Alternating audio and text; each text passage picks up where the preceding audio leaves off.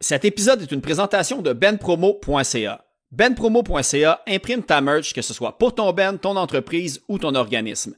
L'équipe de BenPromo œuvre dans le milieu culturel. Beaucoup d'ailleurs sont dans des bands, fait qu'ils sont bien placés pour aider leur clientèle. Ils parlent le même langage.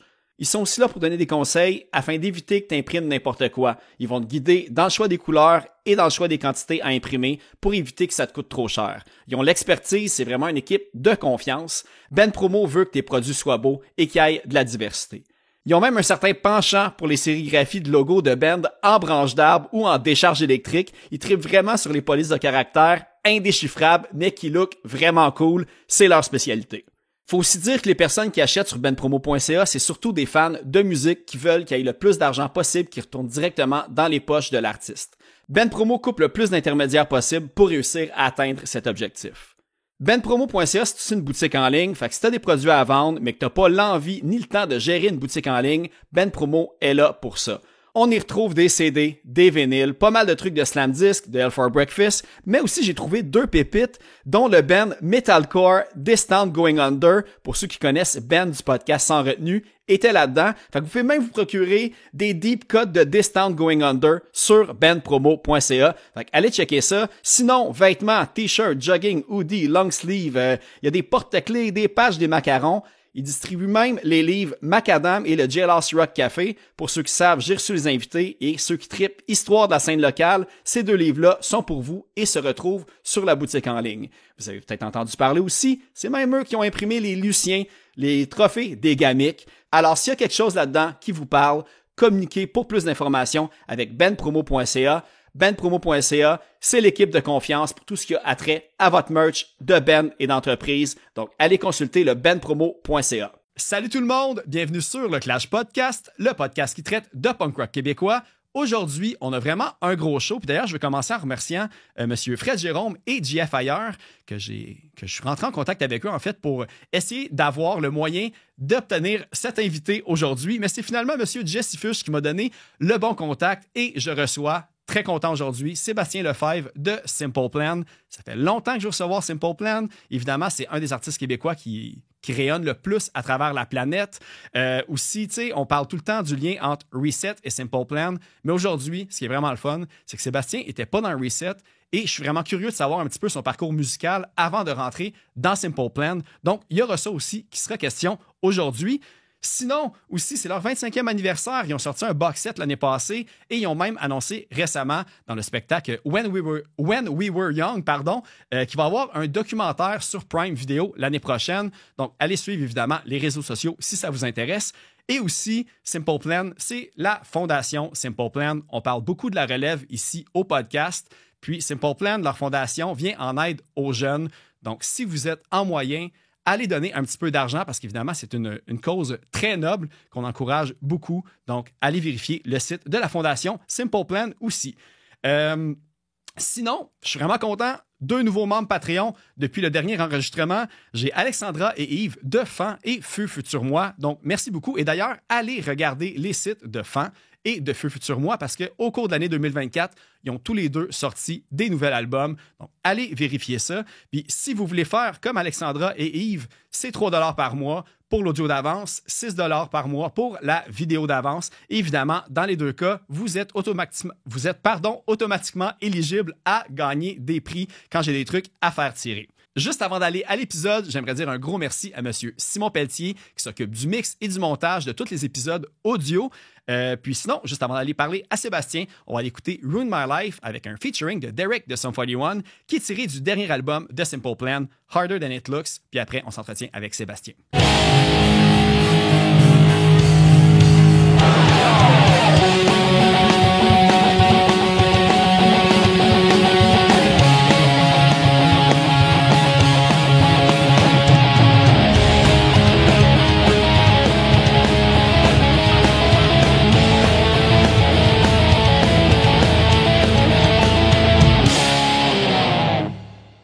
Partir de là, puis on reviendra sur le reste. Mais je suis tellement content d'avoir remarqué ça à ce moment-ci de l'épisode. Poche à la fin. On a fait, il y a très longtemps, une promo avec le bonhomme Carnaval, OK? OK, je suis content que l'épisode allait chier pour juste qu'on puisse parler de cet élément-là. Fait qu'il y a vraiment plusieurs années, au moins 10-15 ans, on fait une promo avec le Bonhomme Carnaval à Québec. Et c'est super le fun. C'est un personnage vraiment incroyable et iconique dans la culture québécoise, le Bonhomme. Puis on fait un sketch. Et puis là, c'est avant les réseaux sociaux, mais nous, on était assez savvy qu'on aimait ça, faire des vidéos, des vlogs, des choses comme ça. On connaissait ça. Et puis là, il nous propose une idée, puis là, on workshop l'idée. Puis c'est un sketch, puis c'est drôle, tu sais. Puis là, dans le fond, à chaque fois que le gars il arrivait, puis il faisait record, il faisait stop.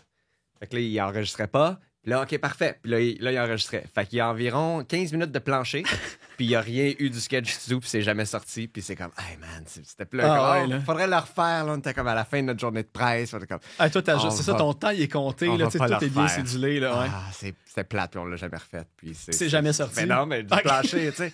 En ce moment, c'est un trend, là, les millennial videos, qu'il prend juste les mauvais moments. Là, ça aurait été ça. Là. Ou le gars comme qui filme, mais qui se filme lui-même à la place de la vidéo. Ouais. Mais bon, hey, pour mettre en contexte, j'avais pas pesé sur record, ça a l'air, puis on a enregistré pendant juste 8 minutes. Fait que c'est pas trop pire, vous allez pouvoir quand même... on va pas faire semblant qu'on refait la même heure. Fait qu'au moins, ça, c'est pas pire. Puis c'est vraiment plate parce qu'on avait parlé que, tu sais, c'est le 25e de Simple Plan qui vient de recommencer il y a pas longtemps. Mais en fait, genre, je pense même que il y a le box set aussi qui est sorti il y a pas longtemps. Fait que je sais pas si tu veux parler un petit peu. Je vais te faire répéter vu qu'on n'a pas beaucoup parlé avant pour le 25e. Regarde, on est toujours à la recherche d'idées spéciales, de choses connexes à Simple Plan qui sont le fun dans la musique. Clairement, les vinyles, c'est super populaire en ce moment. Puis il y a vraiment un engouement particulier pour le band en ce moment parce que, comme on racontait, on est comme plus big là sur nos réseaux sociaux et en touring qu'on l'a quasiment jamais été, même quand les albums vendaient plus, 2002, 2003, 2004. Là, en ce moment, comme nos streams, tu sais, c'est comme la façon de quantifier est complètement différente. Nos streams vont super bien, nos réseaux sociaux vont super bien. C'est là qu'on voit qu'il y a du monde qui vient au show et puis comme il y a du monde au show, il y a du monde qui nous demande des vinyles puis tout ça, puis il y a des albums qui sont jamais sortis en vinyle. OK, c'est ça, je me demandais. Ouais. Et puis, dont le deuxième, il n'était jamais sorti en vinyle. En plus, là. Fait que là, on a fait des pressings ici au Québec. On a fait un box set. On les a tous signés. On a fait un limited run. Je pense qu'il en reste 100. Ouais, je pense que j'avais vu, je pense que c'était 1500 1500 total, au début. Ouais. Je pense que le premier week-end, la moitié était vendue, comme en précommande. Puis là, la dernière fois qu'on checkait les chiffres, on était comme, OK, à Noël, il n'y en aura plus, tu sais. Fait que c'est les gens qui sont passionnés de pièces de collection, de vinyle aussi, et clairement, peut-être du band aussi. Le box, il est beau, il est noir, il est slim. Toutes les affaires. Il y a des B-sides là-dedans qu'on n'a pas ressorti officiellement. Tu sais, peut-être ça traîne sur Spotify, ces chansons-là, mais ça n'a comme jamais été vraiment ressorti à part... C'est un B-side japonais ou whatever. Là, c'est sur un disque. Tu sais, c'est vraiment, moi, j'ai pas de vinyle à la maison, mais j'ai un box set, je le trouve beau. Je trouve ça le fun de le sortir. Puis là, les couleurs sont super cool aussi. Puis, tu sais, on sait pas si on va refaire un autre dans 3-4 ans. Fait que là, en ce moment, c'est hot. Tu veux acheter un vinyle tout seul aussi, tu peux. Mais le box set, c'est comme... tu sais, ça vient des années 80, des bands que, ben... Il y en a qui diraient qu'on est rendu à cette phase-là, mais c'est comme les bands qu'on appelle les bands legacies, là, qui ont assez de catalogue que c'est plus vraiment important si t'aimes la dernière tune qui vient de sortir ou non. Tu vas aller les voir. T'sais, on n'est pas un band qui joue à la radio, on n'est plus un band qui dépend du dernier hit pour avoir des fans. Fait que là, on était rendu au box set, ça a l'air. C'était un peu comme le move de Bon Jovi ou Led Zeppelin ou Def Leppard sortaient des box sets. Là, on a sorti un box set. Mais je suis surpris que tu dises que Still Not Getting Any, il n'y en avait pas de vinyle parce que d'après moi, c'est l'album que vous aviez le plus vendu en plus. Je pense que oui. Puis, tu sais, on a fait un vinyle du premier album quand on a fait la tournée anniversaire. Ouais, c'est ça, OK. Fait que ça, on n'a pas fait tournée anniversaire du deuxième. Ensuite, je pense que les vinyles reprenaient en popularité quand on est arrivé à Get Your Heart On, qui était notre quatrième. Fait que quatrième, cinquième, sixième, on a fait des petits lots comme de 250. OK. Ou le label, parce que dans ce temps-là, on était vraiment encore sur les majors. Fait qu'il faisait des vinyles. Fait que dans le fond, celui-là, il est comme juste un petit peu tombé dans le trou de c'était pas cool encore. Et puis, on n'a pas rien fait pour célébrer cet album-là encore. Mais c'est surprenant en plus parce que je regardais ça hier en préparant l'entrevue. Puis cet album-là, Still Not Getting Any, j'ai regardé là, pour les ventes des albums québécois. Les albums québécois de tous les temps. Là. t'as évidemment genre 5, 6, 7 albums de Céline. Ouais. T'as Corey Hart, Ouais. Star Academy, Ouais. Notre-Dame de Paris, Ouais. Harmonium, Simple Plan. Solide. C'est ça. Fait que c'est quand même fou. Là. Puis tu sais, moi, dans ma tête, justement, on en parlait avant avec le monde de Virage Sonore. Tu sais, on était là, hey, même Arcade Fire sont après, puis des choses comme ça. Fait que tu sais, le monde, on dirait que j'ai comme réalisé à quel point là, que c'est comme encore plus big que c'était, que qu'est-ce que j'imaginais. C'est complètement fou, là. C'est... Oui, ben merci. C'est dur à... C'est dur à expliquer la perception de notre band au Québec, parce que le Québec, on a vraiment un micro-star system. Les gens sont têtes. Et puis, si t'es pas vraiment à la télé ou à la radio constamment, ce qu'on n'est pas, parce qu'on a eu la chance d'avoir une carrière internationale, on est souvent ailleurs, ben les gens pensent pas à toi. T'sais, fait que oui, les albums ont vendu, mais on n'est pas dans la tête des gens comme étant des célébrités québécoises parce qu'on fait pas partie des circuits, tout le monde en parle, etc. Alors, c'est pour ça, c'est comme si ça échappe. Puis je trouve ça le fun qu'Harmonium soit là. Ah ouais, c'est ça. Je me souviens, mes parents écoutaient ça, puis waouh, ils ont des chansons incroyables. T'sais. Vous êtes même au-dessus de Beau Dommage, puis de Ginette Renault, puis de Rock Voisine. Mais ça, c'est dur Rock Voisine, c'est pas québécois, mais en tout cas, tu sais, c'est... Ça, c'est dur à croire, tu sais. Ouais. C'est dur à croire parce qu'honnêtement, Beau Dommage, là, puis Michel Rivard, puis Un trou dans les nuages, là, c'était non, c'est ça. Cet album-là, c'est tellement bon, ça se peut pas. Fait que maintenant, si tu croises Michel oui, tu vas voir comme... C'est ça, moi, ouais, je suis sur la liste avec toi, mon Michel. Ouais, c'est ça. Hey, mais l'autre affaire aussi que je veux savoir, c'est que on a parlé évidemment tantôt dans le moment perdu à tout jamais du documentaire qu'il va y avoir sur Prime Video qui va sortir. Oui. Puis justement, tu sais, pour résumer, t'expliquer qu'il y avait, tu sais, vous autres, vous filmez depuis les tout débuts, vous êtes sur les réseaux sociaux depuis les tout débuts. C'est vraiment comme une pratique, on dirait que vous avez systématiquement pris, puis ça a fonctionné, comme un peu vous étiez précurseur, puis encore aujourd'hui, c'est ça qui vous aide beaucoup à rester comme upfront. Fait que comment que vous gérez ça? Ben, regarde ça. On a commencé au tout début de notre première tournée. Notre ami Patrick Langlois est venu avec nous, qui maintenant, on le connaît à cause de la radio, la télé, etc. À Musique Plus aussi. C'est ça, Musique Plus, oui. Quand il a quitté avec nous, il est embarqué tout de suite avec Musique Plus. De notre côté, de notre perception à nous, le mot vlog, on l'a comme inventé. Ouais. Ça n'existait pas, ce mot-là, avant. Là, après ça, on a réussi à faire des recherches au travers des années. OK, mais littéralement, genre, vous autres, vous n'aviez jamais entendu parler. Exactement. Ah, ouais, OK. Ça a l'air qu'à peu près en même temps, dans la même année, quelqu'un d'autre, à quelque part dans le monde, s'était mis à dire vlog. Mais c'est pas parce qu'on l'a entendu qu'on s'est mis à appeler ça vlog. Il y avait un blog qu'on écrivait sur notre site web, simpleplan.com, qui était bleu HTML, avec nos adresses email là-dessus. On pouvait répondre aux fans directement. Et puis, après ça, sur ça, on mettait des vlogs, qui étaient des vidéos-vlogs. Je pense que c'était 260 par 340. Ça, c'était notre HD dans le temps. Là. C'est comme miniature. Pixelisé aujourd'hui. C'était le high def parce que ça prenait 45 minutes à uploader avec un dial-up. Et puis, Patrick est en tournée avec nous. Puis nous, on s'est vraiment, pendant des années, on s'est ostiné avec le label à New York. Puis on leur disait, ce gars-là, c'est du marketing. Ça devrait faire partie de votre budget.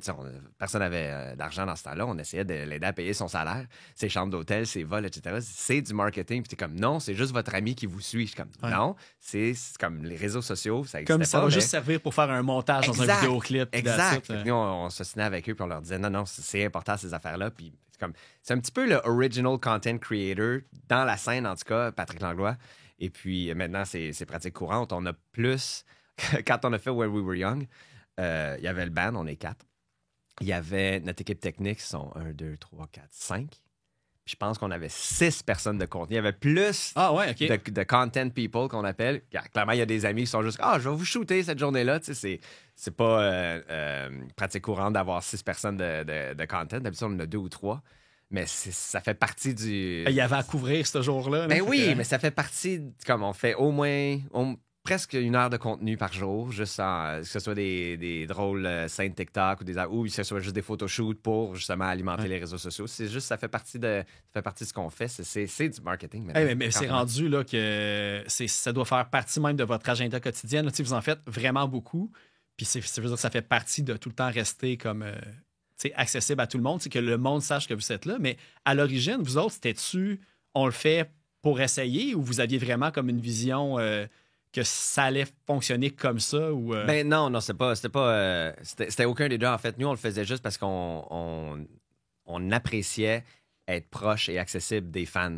Fait qu'on s'était dit, le plus qu'on leur en donne, le plus que cette relation-là va être intime, si tu veux, dans le fond, puis ça va être moins weird. Comme, tu sais, après les shows, on a fait des premières parties pendant les 4-5 premières années d'être un band. Quand tu as juste une demi-heure de matériel, tu peux pas faire beaucoup de headliners.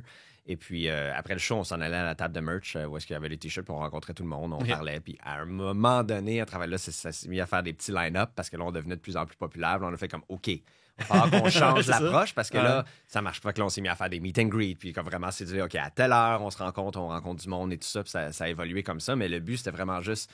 Moi, quand j'étais jeune, j'ai rencontré MXPX à côté de leur autobus un moment donné après un show au Spectrum. Puis, je les ai tellement trouvés gentils. Puis, ça m'est comme resté. Je dis, va falloir qu'on fasse ça nous autres aussi, tu sais. Puis, tu sais, tout le côté footage que vous ramassez, puis justement, comme pour donner accès aux fans et tout, le moment que j'ai réalisé que c'était hyper bien documenté, c'est que, là, je l'ai ici, là, je vais le montrer. J'ai le livre du 10e anniversaire. Oui. D'habitude, quand je reçois un musicien, je creuse vraiment profond dans leur histoire, dans leur historique. Puis, des fois, je déniche là, des petites pépites à gauche puis à droite. Puis, dans le livre, j'avais quasiment pas à faire ce travail-là parce qu'il y a vraiment des deep cuts vraiment précis sur plein de petits détails. Moi, ce que je me suis demandé, c'est que à quel point c'est difficile ou vous avez justement laissé ça comme au réalisateur. D'ailleurs, le réalisateur, c'est Didier Charette. Ouais. À quel point vous laissez carte blanche parce que choisir les micro-détails, vous pourriez faire une série de 12 épisodes de 1 heure avec votre contenu. T'sais. Oui. Le risque avec ça, c'est qu'il y a souvent un épisode ou deux qui devient moins bon. T'sais? Ouais, au milieu. Là. L'idée, c'est ça. Fait que là, l'idée, c'est de faire un film. Fait que 90 minutes. Mais on n'a rien vu encore, du montage en tout cas, parce que c'est sûr qu'on est au courant de plusieurs des archives. Puis là, je vais certainement utiliser les mauvais chiffres, là, mais il devait avoir comme 5000 heures d'archives. Hey, j'imagine. Il a réussi à couper un greatest hits de 5 heures. Mais là, il nous suit en tournée depuis le mois de janvier aussi. Il a dû filmer au moins 200 heures. Puis là, on s'entend qu'on réduit tout ça à 90 minutes. Hey, lui, il a dû écouter des vidéos sur 2 fois la vitesse, une couple de fois, c'est sûr et certain. Il y a des entrevues de fond avec chaque gars du band pour au moins 4-5 heures.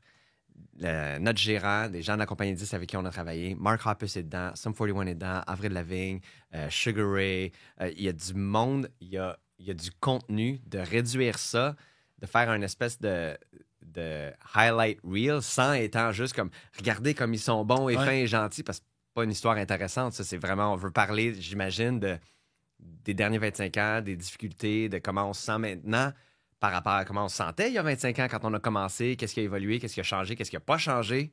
Alors, regarde, j'ai hâte de le voir, ça va être super intéressant. Puis oui, faire un tri là-dedans, ça va être n'importe quoi, là. Non, c'est ça. Parce qu'en plus, tu sais, quand je disais que je recherche pour trouver les informations manquantes et tout, il y a quand même un pan de l'histoire, on va dire, qui te concerne, que j'ai pas beaucoup de détails. Puis, tu sais, je sais pas si t'es familier avec le podcast, mais souvent, j'aime vraiment trouver comme les débuts des musiciens, comment ils ont roulé, puis tout. Vous autres, vous êtes tous allés au Collège Beaubois. Oui, c'est ça. Puis là, évidemment, j'ai reçu Phil Jolicoeur, j'ai reçu des membres de Reset ici. Puis à chaque fois qu'on parle de Simple Plan, il y a tout le temps un moment, quelque chose qui ramène à Reset. Ouais. Mais toi, tu faisais pas partie du Reset. Non. Mais tu les connaissais. Mais oui. C'était quoi ton rapport avec eux autres, en fait? Ben moi, j'allais au spectacle de Reset. J'adorais ça. C'était sur le même niveau que NoFX, Lagwagon, Strung Out, 10 Foot Pole. Pour moi, c'était tout égal. C'était toutes des bandes aussi bons. C'est juste que les autres venaient de Californie, puis les autres, ils allaient à mon secondaire. Ouais. Puis Chuck puis moi, on habite dans le même quartier. Phil Jolicoeur, c'est un des super bons amis à mon frère quand il était au secondaire. Fait que je le voyais tout le temps. Il était chez nous. J'étais ami avec son frère à Phil, moi, Bruno. Fait qu'on se voyait au secondaire. On jouait ensemble, badminton, au baseball, dans le parc, n'importe quoi. Et puis, moi, j'adorais aller au show punk. Puis mon premier show que je suis jamais allé, c'est un show de Reset. OK. Puis un de mes plus beaux souvenirs, des plus beaux shows que j'ai jamais vus, c'est le premier Warped Tour à Montréal, à l'Hippodrome. Puis je pense que c'était Guttermouth qui avait pas passé les douanes. OK. Puis Page de 2112 Records avait appelé Reset rapidement le matin. C'est comme, vous prenez leur place, vous jouez à 11h30. Fait que moi, je rentre au Warped Tour, puis c'est Reset qui joue. J'étais comme, je trouvais ça super cool. Puis après ça, j'ai vu Blink cette journée-là. Lagwagon, fait que justement, Offspring était là. Je pense que Sugar Ray était là. Limp Bizkit, c'est l'année que Limp Bizkit était avant que ce soit big, bien sûr. C'est comme tout le monde était là cette année-là. C'était écœurant, là, à l'Hippodrome. Metro Namur. Je savais pas que Limp Bizkit avait été au Warped Tour. Genre, je savais qu'il y avait eu Katy Perry, puis j'avais pogné Eminem aussi, des affaires comme ça. Mais Kevin Lyman, là, il pogne le monde avant qu'ils deviennent big, avant qu'ils coûtent trop cher, là, on va se dire. Là. Puis là, il les embarque sur la tournée, puis il il était bon là-dedans, lui, à essayer d'unir, justement, que ce soit pas juste comme c'est du punk, puis si t'es pas punk, t'as pas d'affaires là. C'est comme, ce band-là, il est cool, il est underground, ils font de quoi de différent, let's go, embarquer, puis... À une époque où le jugement est encore Très plus fort. big qu'aujourd'hui, là, Ouais. tu sais, fait que... un des pires shows de ma vie, à moi, que je me souviens, c'est on a fait un Warped Tour à Calgary, puis je sais pas pourquoi au Canada plus qu'à d'autres places, mais Ouais. les gens ont décidé à place... Puis je pense qu'il y avait un bon band qui jouait en même temps que nous, puis ils ont décidé quand même de venir nous voir pour nous lancer des bouteilles. Ah ouais. Puis des roches, puis des Ouais. scènes, puis de la terre, puis comme ils ont décidé, c'est plus le fun d'aller faire chier Simple Plan que d'aller voir Rancid, genre, tu sais. Mais en plus, une affaire que je suis curieux de t'entendre parler de ça, c'est que toi, avant, tu sais, justement, t'as pas eu la carrière Reset. Fait que toi, quand t'arrivais dans des shows, puis que c'était ça, tes premières expériences de gros shows, comment que tu vivais ça? T'étais-tu comme, genre, je vais power through, puis je vais résister, ou comme t'étais comme, qu'est-ce qui se passe, qu'est-ce que je fais ici? tu sais? Par rapport à aller à des shows ou par rapport à rentrer dans le band, tu veux dire? Par rapport à quand t'arrives à Calgary, puis tu te fais pitcher genre des bouteilles, puis tout, ou tu te fais traiter de sell-out, puis des affaires de même. Ben, c'est drôle parce que... Oui, ben regarde, c'est sûr que je pense que c'était plus tough pour les gars qui avaient été dans Reset parce que là, tout d'un coup, selon la plupart des gens, ils avaient changé. Ok, Tu sais, ouais. c'était pas le même style de musique exactement. Fait que là, l'argument était ils font ça pour le cash. Puis on n'a pas fait de cash. Puis vous pendant n'étiez pas la signé à ce décision. moment-là non plus, tu sais. Non, Fait que- c'est ça, tu sais. Puis, mais je sais pas, moi, j'ai comme eu toujours une belle habileté à vraiment essayer de me concentrer sur les gens qui se faisaient du fun dans la première rangée. Puis, on mentionnait tantôt que la première vraiment bonne critique qu'on a jamais eue pour un de nos albums, c'est le dernier qu'on a sorti. Ouais. C'est comme, on n'a pas gagné, on n'a jamais gagné de prix, à moins que c'était les fans qui votaient. Puis ça, à Much Music Awards, pendant 3-4 années d'affilée, le Fan Choice Awards, c'est nous autres, le People's Choice Awards, c'est Ouais. nous autres qui l'a gagné. Parce que les gens se mettaient en masse, ils appelaient, puis ils cliquaient, puis ils votaient pour nous. Puis on avait des fans, et on a encore des fans super dédiés qui adorent notre band et qui sont là pour nous. Fait que c'est comme si... Pour moi, on n'a jamais fait de musique que j'aimais pas. Mhm. Fait que ça, j'ai jamais eu un syndrome d'imposteur comme je pense qu'ils ont raison. Tu sais, parce qu'il n'y avait Ouais, pas c'est ça. raison. Pour moi, Ah c'est ouais. comme, je l'aime mon album, moi. Ouais. Comme, viens pas me voir. Puis c'est comme moi, s'il y a un band que j'aime pas, je vais certainement pas aller les faire chier. Je vais aller voir le band que j'aime, tu sais. Ça non plus, j'avais vraiment compris cette C'est attitude-là. comme un peu le monde qui vont chialer en dessous d'un commentaire de Safia Nolin Oui. sur sa page, mais t'es comme, mais tu sais, man, désabonne-toi puis Ben- arrête de la suivre si t'es pas content, là, tu sais, c'est vraiment le même... Et voilà. Ouais, Ouais. c'est ça. Mais tu sais, toute ton expérience avant de rentrer, parce que là, qu'est-ce qu'on va faire, là, vu qu'il y a comme tellement... Tu sais, pour vrai, ce livre-là, là, j'étais comme, fuck, il y a trop de questions que je veux poser, on n'aura jamais le temps. Mais comme, premièrement, on a parlé Ouais. du secondaire. Ouais. Après ça, tu sais, j'ai vu là, même que c'était le show avec Rhythm Collision, je pense, au Wonderworld, là, Ouais. tellement que c'est précisément documenté Absolument, dans ce ouais. livre-là. Tu sais. À quel moment ils t'ont approché pour faire partie du band? Ben, ça, c'est drôle parce que c'est un petit peu. C'est encore à ce jour, puis justement, je pense qu'on va en parler dans notre documentaire parce que moi, ça me fait rire, mais c'est un petit peu un running gag. J'habitais pas loin. Il avait essayé plein d'autres mondes. Finalement, mon frère, qui à ce moment-là habitait avec Jeff, qui est le guitariste dans notre band en ce moment, ils étaient super bons amis au secondaire, puis ils se sont suivis pendant longtemps. Il a dit, man, mon petit frère est capable de jouer tout ce genre de tunes-là, toutes ces bandes-là, il joue ça, lui, tu sais. Fait que là, il m'avait donné... Jeff m'a appelé, puis Chuck aussi, puis il m'avait donné une couple de tunes à pratiquer. Puis quand je suis arrivé à la première pratique, je les connaissais toutes. Là, Ah je ouais. les avais toutes apprises, puis j'étais capable de les jouer. Fait que je pense que c'était juste comme... OK, comme, bon, Seb, il est capable, tu sais.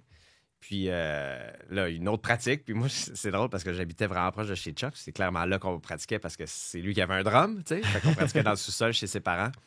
Puis quand il m'appelait, je mettais mes rollerblades, ma guitare sur mon dos, puis 5 minutes plus tard, j'étais rendu, tu sais. Fait qu'il y a tout ce côté-là qui c'était comme un peu facile, qui je pense qu'il a joué beaucoup en ma faveur, Ouais. jusqu'à temps que clairement, bon, je connaissais les parts, je savais chanter, puis là, ils ont fait, OK, il est legit, là, c'est pas juste un petit cul qui arrive vite en patin, là, tu sais. Puis là, Pierre est embarqué dans le band, puis là, on Ok. s'est tout, là, puis moi, j'étais capable de chanter avec Pierre, qui est un gros plus aussi, là. Quand tu fais des harmonies, il faut que tu suives le chanteur, puis ça allait très, très bien. Puis là, le reste, on connaît le reste de l'histoire, mais Ah ouais, c'est ça. c'est un peu le running gag que je suis juste dans le band parce que j'avais des patins avec des roues qui allaient vite. Moi, je pense même dans le livre, il y a une photo là, de toi qui Certainement. arrive avec tes cheveux longs puis Ah ouais. ton sac dans le dos. C'est puis, sûr, c'est sûr. Chuck me passait du linge au début. Ah ouais, c'est Disons ça? que c'était pas comme... J'avais un petit job d'été, mais ma priorité de dépenser sur des beaux vêtements cool punk, c'était pas... ça faisait ça allait pas dans les partie de cordes mon... de git. Là. Ça allait dans les Quand cordes le de salaire était à 6 piastres et Ah, man. 15, là, fallait... Puis d'un certificat HMV aussi. aussi. C'est là que je mettais mon argent, moi. Hey, mais je sais pas si tu peux en nommer ou si tu es au courant, mais y a-tu d'autres guitaristes que tu sais qui ont auditionné, qui étaient dans d'autres bands ou qui ont eu d'autres bands après que le monde pourrait connaître la scène punk? Non, je pense pas, non. OK. Je sais qu'il y avait à un moment donné un gars de Toronto. Je sais que... Luc Brody, je pense, j'ai vu quelque chose comme oui, ça. Oui, c'est vrai. Lui, il roule encore, mais genre au Mexique, oui, c'est ça. je pense. Lui, il habite au Mexique, puis les quelques fois qu'on l'a croisé, il est super fin. Puis d'habitude, c'est son band qui ouvre pour nous autres, en plus, c'est vrai. Ah ouais, OK. Luke, oui, super cool, Luke. Et puis je pense qu'il y a eu d'autres mondes aussi, mais comme... Simple Plan, c'est encore très embryonnaire, puis je pense qu'il y avait eu des pratiques ou des auditions, si tu veux, très casual. C'était pas. Il y avait pas avec encore les amis, puis. Quand t'as un band, t'as pas de chanteur, t'as-tu vraiment un band? C'était plus, plus des amis qui jamment. Ouais. Puis là, éventuellement, quand finalement, c'est Pierre qui avait, j'imagine, un peu fait le tour de ce qu'il voulait accomplir avec Reset, puis il a décidé qu'il voulait essayer d'autres choses, puis qui est revenu jammer avec nous autres, c'est là que ça a vraiment collé. Puis on était comme, OK, ben là. OK, ben lui, ça marche, puis let's go, on continue, puis on essaie de faire des démos. Okay. Mais tu sais, on parle de ton frère. Oui. Qui connaissait Jeff. Oui. Que je pense que ça avait l'air d'être un musicien Absolument. comme accompli et tout. Oui, fait 100%. Lui, pour quelle raison qu'il a comme. Lui, il voulait pas être dans ce band-là. Il y avait d'autres projets à ce moment-là. Piano, mon frère. Ah, dans le punk, il n'y a pas beaucoup de piano. Je pensais que c'était un multi-instrumentiste. Principalement, c'est un compositeur, réalisateur. Il a travaillé avec plein d'artistes au Québec, entre autres Rock Voisine et tout ça. Puis il fait plein de choses absolument incroyables. Il fait de la télé, il fait de la musique pour la télé, puis tout ça. Puis en fait, réalistiquement, c'est vraiment lui le musicien de la famille. Il est allé au Cégep Saint-Laurent, il a appris des vraies affaires. Ah ouais? Moi, j'étais dans ma chambre avec des écouteurs, puis je jouais du punk, tu sais. Puis ça a certainement bien viré. Mais, parce qu'il était dans les shows au début, j'ai compris qu'il y avait du clavier dans les spectacles. Il a fait un ou deux shows. C'est arrivé qu'on voulait... on a eu 2-3 shows qui, on jugeait, étaient un peu plus importants parce que on avait invité des gens de l'industrie, par exemple Rob Lanny, qui travaille encore pour Coalition Music, qui est notre compagnie de gérance en ce moment. Ça fait 25 ans qu'on est avec eux. En fait, c'est les premières personnes legit, si tu veux, qui ont été dans notre camp. Là. C'est cette compagnie-là qui faisait de la gestion d'artistes, gérance d'artistes. Et puis, je pense qu'il y avait un bout dans une toune qui avait du piano. OK. Fait que là, on avait dit à mon frère, comme viens faire le show avec nous, tu sais, ce serait super cool. Puis il est venu, puis c'était malade. Puis ce soir-là, on s'est fait signer à leur compagnie de gérance. Puis ils nous ont vraiment aidé à trouver une compagnie de disques, etc. Puis de faire le premier album. Et jusqu'à maintenant, ils sont encore avec nous. OK. Ben, je pense même que ça se peut juste parce que je voyais Coalition Incorporated, c'est même eux autres qui ont sorti tes albums solo. Oui, c'est ça. Okay, oui, ça s'est fait comme ça quand j'ai fait ces albums-là, ouais. OK. Sinon, mais tu jouais-tu juste dans ta chambre au début ou, tu sais, j'ai vu que J'avais t'avais sûrement un band ou de quoi? Oui, j'avais un band de secondaire. C'était quoi le nom du band? Ça s'appelait Weed Eater. Ah, OK. Puis c'était cool, mais on n'est jamais sorti du sol vraiment. On a fait un show à l'île Bizarre un moment donné, puis on était juste des amis qui aimaient le même genre de musique, fait qu'on s'est dit on va en faire un petit peu. Est-ce que vous aviez des enregistrements ou est-ce que vous aviez fait un peu de démo? On a fait un démo.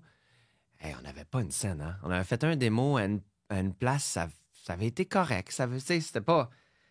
Aujourd'hui, tu regardes, tu fais comme ouais. Mais dans le temps, on était super excités, puis on essayait de jouer le plus vite possible, puis mais c'était pas super bon, là. Vous aviez juste fait un show? On avait juste fait un show, oui. OK. Ouais, on a fait un midi talent à l'école, puis après ça, on avait fait un show qui était comme un vrai show. Puis, peu de temps après, ben, regarde, on est tous des immatures adolescents remplis d'hormones. Fait que je pense qu'on s'est chicanés, puis le band était fini, puis okay. personne n'en a pleuré plus qu'il faut. Là, on a comme passé à autre chose. Puis est-ce que tu chantais dans le band ou... Ben, on avait un chanteur à un moment donné, mais après, oui. Okay. Oui, je chantais. Parce que tu es tout le temps crédité comme un des principaux back vocals, puis pour les harmonies, puis tout ça. Fait que je me demandais justement, tu sais, ça devait peser dans la balance que tu saches chanter aussi quand tu as fait l'audition. Oui, certainement. Je pense que ça a toujours été très clair pour moi à quel point j'aimais chanter, mais que je ne suis pas un lead singer. Tu sais, j'ai pas cette voix-là, mais donne-moi une part, je vais frapper les notes, puis je vais suivre le chanteur, puis c'est comme... Je suis très efficace à ce niveau-là, moi. OK, parfait. Ouais. C'est pour ça que je suis un rhythm guitar player aussi. Comme moi, comme le rythme, les parts, puis comme ça, c'est ça ma force. Moi. Tu me dis, tu peux plus sauter partout aussi. Ben, c'est ça qui arrive. Mais surtout, si tu chantes, c'est pratique de ne pas être en train de faire un solo en même temps. Ouais. Quoi qu'à chaque fois qu'on va au Japon, il y a des bands qui ouvrent pour nous, puis le gars, il fait tout. Là. Il y a du monde, là. Il y a du monde qui sont à un autre niveau. Ouais. Nous, on a eu le talent ou l'espèce d'habilité à être vraiment bon ensemble. T'sais, comme Jeff puis moi, en tant que guitariste, on se complémente comme c'est incroyable. Là, comme quand on écrit des parts, quand on écrit des chansons, c'est clair que ça va être pour lui, puis c'est clair que ça va être pour moi. Puis comme c'est comme ça, là, on se pose pas la question, qu'est-ce que tu aimerais jouer? Non, lui, il joue ça, moi, je joue ça, puis that's it. Jeff est très entrepreneur. Je sais qu'en ce moment, backstage, lui, ça le détend beaucoup de jouer de la guitare. Il joue de la guitare classique. C'est ça sa formation. Il est allé au conservatoire. Il est bon. C'est beau, tu sais. Puis, de ce temps-ci, je l'entends composer. Puis, il fait des super de belles pièces. Je sais pas si ça va sortir ou si c'est sorti, mais moi, je trouve ça vraiment bon. Ah, parce que t'es-tu le seul qui a sorti des albums solo hors Simple Plan? Oui, c'est ça en plus. Oui. Puis, mon trip, c'était vraiment... J'aime arranger, enregistrer et composer. J'ai pas envie... C'est pour ça que ça c'est venu, c'est parti aussi vite que c'est venu parce que je me suis mis ensuite à comme trouver une autre avenue pour ce désir de musique-là. Je veux pas aller faire des shows quand je suis en congé, là. J'en fais assez. C'est ça. Ah ben ouais, on en fait assez. Mais j'ai vu, je pense, c'est quoi? Puis tu sais, moi, c'est un pan de la musique que je suis vraiment pas familier avec. Mais j'ai vu que tu composais de la content music. Fait que la musique comme que le monde peut utiliser comme pour les reels, pour les publicités. Exact, oui. Peux-tu m'expliquer un petit peu c'est quoi? Oui, ben en fait, c'est drôle parce que ça a eu pendant des années une espèce de connotation fast-food de la musique. Puis la raison pour ça, c'est parce que pendant des années, les gens qui faisaient ça ou la qualité de ce type de musique-là était ordinaire. Genre musique d'ascenseur, des choses comme ça. Genre, comme par exemple, en ce moment, n'importe quoi que tu vas passer. Comme quand tu allumes YouTube et il y a une pub, là, ben, on essaie de la skipper le plus vite possible, mais il y a une chanson en arrière de cette pub-là. Il y a tout le temps un beat qui joue, il y a tout le temps une mélodie, que ce soit un ukulele, une guitare acoustique, un beat de hip-hop, une affaire de pop, des synths, peu importe, il y a quelque chose qui joue. Moi, c'est ça que je fais. Ça fait 5 ans que je fais ça. De la musique pour ces affaires-là, entre autres. Et puis, c'est ça. Il y était un temps où c'était quelqu'un qui mettait 2-3 loops ensemble, puis il fallait que tu utilises ça. Puis... La fameuse tune d'attente au téléphone, puis des choses comme ça. Là. Et voilà. Puis là, de nos jours, il y en a tellement de contenu qui se crée que ça prend de plus en plus de musique. Et ça en prend de la bonne musique parce que tu veux que ta pub sorte, tu veux que ton montage soit cool, tu veux que les gens ressentent la bonne émotion quand ils regardent ton reel et tout ça. Alors, il y a du monde qui font des super bonnes affaires. Puis moi, c'est drôle, je me suis commencé à m'intéresser à ça en 2019. J'ai suivi quelques cours, puis clairement, parce que j'ai un background de musique, je suis dans un band depuis longtemps, comme ça, ma progression a été rapide. Et puis là, il y a eu la COVID. Puis là, on était pris dans nos studios à la maison de force pendant 2 ans. Man, j'ai fait de la musique, puis c'est le fun, puis je la vois passer encore, puis et je continue à en faire, mais c'est vraiment, vraiment... c'est le fun. Parce que n'importe quel genre de musique que tu as envie de créer, tu as un petit peu carte blanche, puis là, je fais des albums. Je fonctionne un petit peu par commande. Fait que je travaille avec une compagnie de publishing à Los Angeles qui me disait on aurait besoin de tel genre, ou voici ce qui marche de ce temps-ci, ou voici ce que tu as déjà fait qui marche encore. Fait que là, je fais des albums. Je lance ça dans l'univers. C'est instrumental. Puis après ça, tu vois. Les gens achètent l'album comme un peu s'ils achetaient de la musique libre de droit. Exact. Puis, c'est ça, ouais. C'est ça. Fait que c'est pas libre de droit, mais c'est le même principe. Parce que, c'est comme ton catalogue. Exact, c'est ça. Fait que j'ai un catalogue d'à peu près 150 chansons qui fait juste vivre et rouler dans le fond. C'est quoi ton plus gros hit dans l'ombre que le monde a sûrement entendu puis que toi, tu fais comme, man, t'as sûrement déjà entendu ça dans tel extrait, telle publicité? J'ai eu une grosse... Quand Ford a sorti leur première voiture électrique, c'était une de mes chansons qui jouait derrière cette pub-là. Ah ouais, c'est hot, pareil. Quand il y a 2 étés, quand il y a un jeu de Mario qui est sorti sur la Switch... C'était ma tune qui jouait en background de cette pub-là. C'est comme des affaires comme ça, là. Ouais. OK, c'est quand même fort, pareil. Là, c'est vraiment des bons cues. Oui, c'est le fun. Puis entre autres, il y a une série podcast. Hey, là, je pourrais même pas dire le nom parce que je le vois passer puis j'oublie, mais il y a une série podcast à Montréal ici, que c'est une de mes chansons, la chanson d'intro. Ah ouais? Puis je pense qu'eux, ils le savent pas, puis moi, je le savais pas avant que quelqu'un me l'envoie. C'est-tu de l'humour? C'est-tu du true crime? C'est-tu, me semble, juste ça pour pogner un sérieux. Voir, Ça semble sérieux. C'est quelque chose sur Radio-Canada. Ah oui, en plus? Oui. Okay. Ça semble être à thème sérieux. Mais quelqu'un m'a juste envoyé l'intro un moment donné. Il fait comme « Hey, c'est une de tes chansons. » Puis je trouvais ça cool. OK, mais je vais faire enquête pour trouver d'où c'est que ça vient. Tout. Oui. Sinon, c'est ça. Une affaire que je voulais revenir, c'est évidemment, comme au tout début, tout le côté, on va dire, là, Simple Plan existe. Oui. Ah non, c'est vrai, il y a quelque chose pré-Simple Plan avant que je demandé. OK. Moi, j'ai eu la chance de croiser monsieur Sébastien Thériault de Stereo Design qui a fait certains designs, je pense, de vos t-shirts de tournée ou des choses comme ça. Oui. Il fait aussi pour NoFX et des choses de même. Oui. Je l'ai rencontré récemment, lui. OK, c'est ça.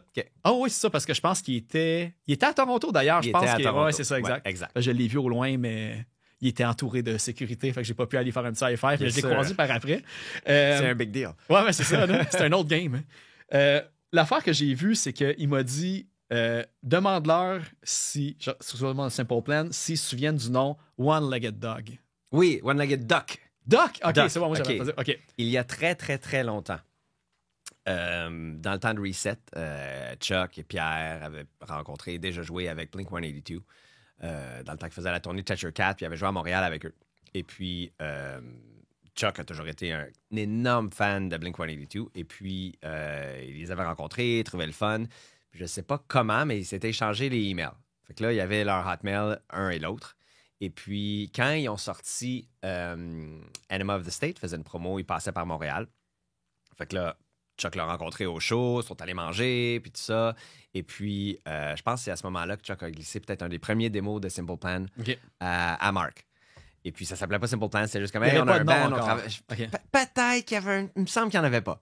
Il me semble qu'il n'y avait pas de nom. Je sais que j'ai regardé le démo 1999, il y a des tunes qui se retrouvent sur YouTube, puis Oui. il me semble même le cover. Il me semble que j'ai souvenir qu'il y avait Simple Ben, Plan décrit si dessus. si tu as vu un démo, il y avait déjà le nom Simple Plan. Ouais, c'est oui. ça, ok. Mais peut-être que c'était pas ancré ou peut-être que c'était avant le avant démo. ça, C'était ok, peut-être ouais. avant le démo. Et puis, dès le début de cet échange-là avec Mark, il avait dit qu'il y avait une affinité particulière pour la chanson I Do Anything, qui était différente, mais le refrain était pareil. Puis quand on était encore à l'époque, on cherchait des noms de band, c'est lui qui avait proposé One-Legged Duck. Horrible. Horrible nom. Vous avez fait un bon choix. Je hein. pense que c'était une joke, mais ça fait partie du zeitgeist de Simple Plan qu'on s'est presque appelé One-Legged Duck à cause de lui. Ouais. Moi, j'imagine que lui était comme, il attendait de voir si l'album allait sortir avec Ouais. ce nom-là, s'il allait comme avoir eu son influence majeure sur vous. Puis, Ben, regarde, il y a eu son influence majeure sur nous pas parce sur que le nom. on était rien. On était rien, puis il a rien demandé pour être sur cette chanson-là. C'était le pic de Blink, c'était Enema of the State, c'était incroyable, puis faut croire qu'il trouvait Chuck puis Pierre bien sympathiques, faut croire qu'il aimait vraiment la chanson, puis il avait envie...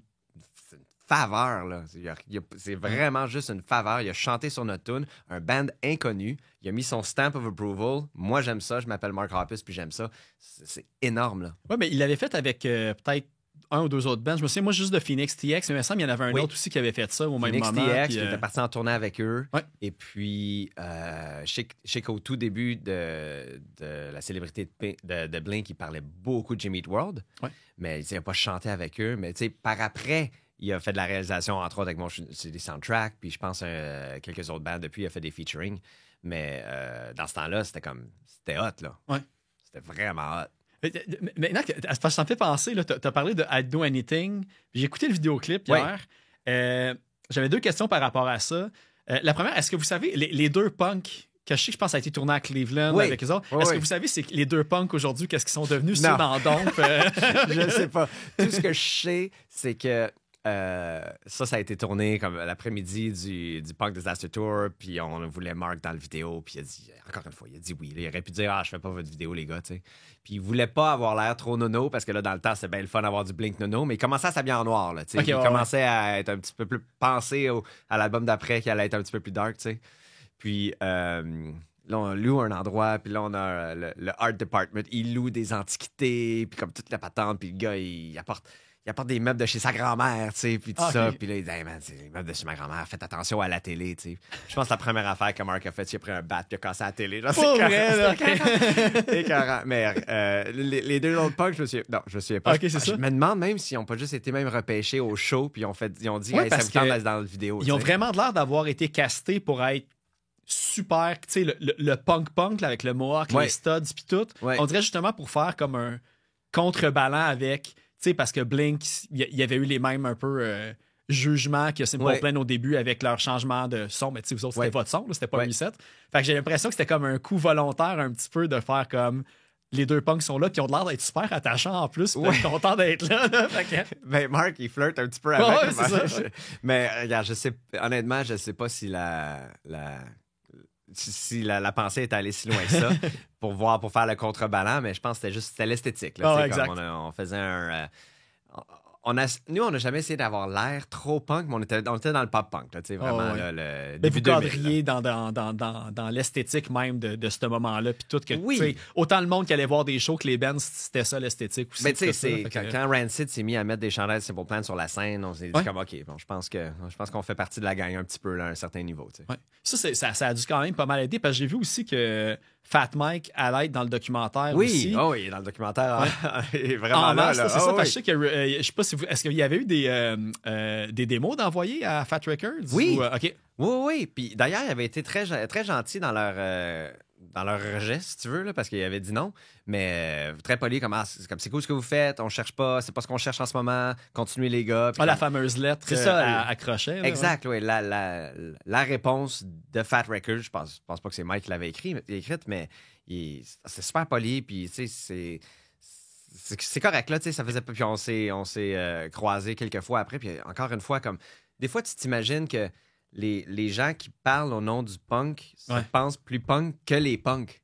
Tu sais, moi, quand j'ai lu la biographie de NoFX, ce qui m'a frappé le plus, c'est à quel point tout ce qu'il voulait, c'est être comme Bad Religion. Ouais. Tu sais, tu t'imagines C'était que ses héros, lui, là, c'était ouais. son authenticité même qu'il voulait. C'est comme, non, il dit, moi, je veux être comme eux autres. Tu sais, puis là, ça a tout changé ma perception, puis surtout une fois que tu l'as rencontré, puis il s'en fout que je suis pas en déquive, j'ai pas de mohawk, puis je suis pas en train de me teindre les cheveux sans arrêt, puis de faire de la drogue, là, comme lui. Il pensait pas à ça, là, tu sais. Ah C'est ouais. comme, j'étais genre, ils font de la musique, ils sont cool, let's go, on va faire des shows ensemble, puis ça allait pas plus loin que ça, tu sais. Ouais, parce que, tu sais, j'imagine qu'il y a comme un stress un petit peu quand tu rencontres ces punks-là de comme, hey, tu sais, ils vont-tu comme m'ignorer, ils vont-tu me parler? Parce que, tu sais, vous autres, c'était vos héros aussi, là, à ce moment-là, oui. tu sais. Fait que... Puis moi, humblement, là, je suis pas cool, là. Tu sais, je joue à des jeux vidéo, je lis des bandes dessinées, j'aime ça jouer de la guitare, tout ça. Tu sais, c'est comme, je suis pas comme ça. Fait que de voir que ces gens-là, ils étaient prêts à juste comme accepter mon band comme on est, puis juste comme nous faire une place dans cette scène-là, qui pour moi était hyper tête, exclusive, puis même inaccessible, là, tu sais. Comme moi, j'étais toujours bien à l'aise avec on va faire notre affaire à nous. C'est clair que nos inspirations viennent de là, puis qu'on en a toujours parlé, qu'à quel point c'est ces bandes-là qui nous ont influencés. Mais comme je pensais pas qu'on faisait partie de la gang. Puis comme, c'est ça, Fat Mike qui hang out avec nous, puis qui est fin, Joey Cape vient dans notre dressing room prendre des bières au Japon, Rancid qui met des t-shirts de Simple Plan sur la scène, puis tu sais, comme... Moi, j'ai vu Aerosmith aussi, je pense, à un certain Pour point. vrai? Ouais. J'ai vu, ben même, je pense que c'est dans le livre, là. Je vois qu'à un moment donné, vous avez eu, quand il y a comme de plus en plus de monde, tu sais, il y avait genre Hilary Duff qui s'affichait comme ouvertement fan. T'avais justement comme, puis là, il disait Rancid, puis t'as Aerosmith dans la ligne aussi. Puis j'ai essayé de trouver comme une place où que, comme, je sais pas, quelqu'un de Aerosmith porte un chandail de Simple Plan, mais je n'ai pas trouvé, mais c'est documenté. OK, ici, ben regarde. ouais. Je pense que c'est écrit. Ben, regarde, c'est écrit, c'est vrai, mais je pense que c'est écrit parce que on a fait un show avec eux un moment donné, un gros festival. Début 2000, on faisait partie du circuit. Attends, là, c'est éducation sur les festivals américains. Toutes les stations de radio d'influence de Top 40 d'habitude ont un événement dans l'été puis un événement juste avant Noël. Et puis ça, c'est un circuit, là. Comme tu passes d'un show à l'autre, tu joues 20 minutes dans un aréna, puis puis c'est tout style confondu. Et encore plus, au début des années 2000, t'avais du rock, t'avais du pop, t'avais du hip-hop, comme on a déjà fait des shows avec J-Lo, Missy Elliott, Ja Rule. On a déjà fait bien des shows dans ce temps-là en masse avec Bowling for Soup quand je jouais à la radio. On a fait des shows avec...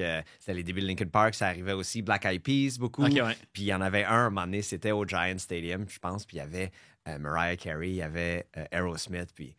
On en a croisé un quand il sortait de son auto dans le parking. Puis je pense qu'à ce moment-là, il a fait comme my kids love you guys. C'est Ok, comme il vous a reconnu. il était déjà, au c'est courant comme- de qui on était. Ok. Clairement, nous, on était au courant des années 90 puis début 2000. Aerosmith, c'était encore très, très présent dans la musique rock. Tu sais. Puis moi, j'adorais. J'aimais bien ça. Fait que comme tu vois Joe Perry sortir de l'auto, tu le reconnais. Là, tu sais. C'est clair. Quand il dit que ses enfants ils aiment ton band, tu fais comme OK, c'est cool. C'est Ouais, cool en très tabarouette. cool, là. Il sait Ouais. qui. Tu sais. Oh, ouais.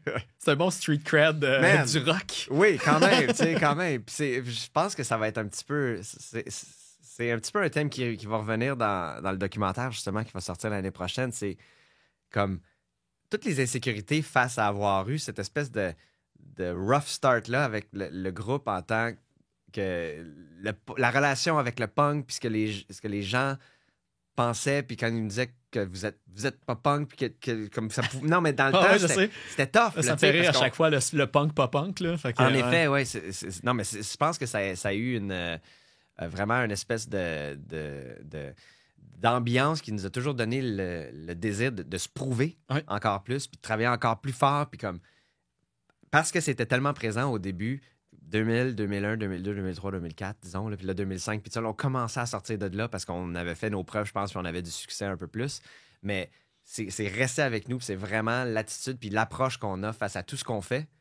Fait que tu dis, ça donne du street cred, oui, mais c'est vite oublié parce que là, il faudrait qu'on fasse ci, il faudrait qu'on fasse ça, puis en telle affaire, peut-être comme il y a tout le temps quelque chose qui manque. On dirait qu'il y a tout le temps quelque chose de plus pour valider. OK, on est correct, on est legit, on a un vrai band, tu sais. Oui, parce que, tu sais, je voyais à quel point, là, moi, dans ma tête, quand I'm Just a Kid est sorti, c'est là le point de départ que vous étiez déjà big, mais c'était pas le cas, en fait. Tu sais, je remarquais là, que je pense qu'il y a même une photo encore pour parler du livre.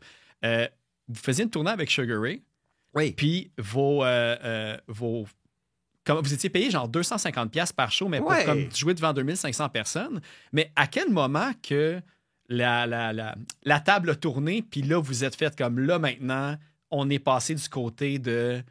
On s'est pu payer 250$ par show, puis le monde vient nous voir, nous, avant d'ouvrir pour d'autres bands, tu sais? Ben, il y a un gros moment tournant pendant le deuxième album que je me souviens super bien. Puis on se rappelle que la première fois qu'on est allé à Tout le monde en parle, je pense que c'était justement le deuxième album avait pris pas mal de steam, puis on commençait à avoir beaucoup de succès. Il a commencé l'entrevue en anglais pour faire une joke. J'ai réécouté, là, parce que les gens savaient pas qu'on venait d'ici. Fait que quand tu dis que... C'est pas tout le monde qui connaissait Reset, justement. Exact. Avant, ça n'a pas blowé up à I'm Just a Kid. Tu as absolument raison. T'sais.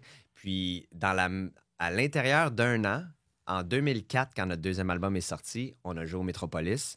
On a mis du monde sur la guest list, pas possible, parce qu'on n'a pas vendu de billets. Je pense qu'il y avait 800 personnes qui sont venues au Métropolis. Okay. Ça, c'était pour le lancement. À peu près le lancement, ou un des premiers shows au tout début là, du deuxième album. Je pense que j'avais vu avec 50 Nuts puis Not By Choice, quelque chose comme ça. Très possible, Not By Choice. On était tête avec eux au début. C'était super le fun.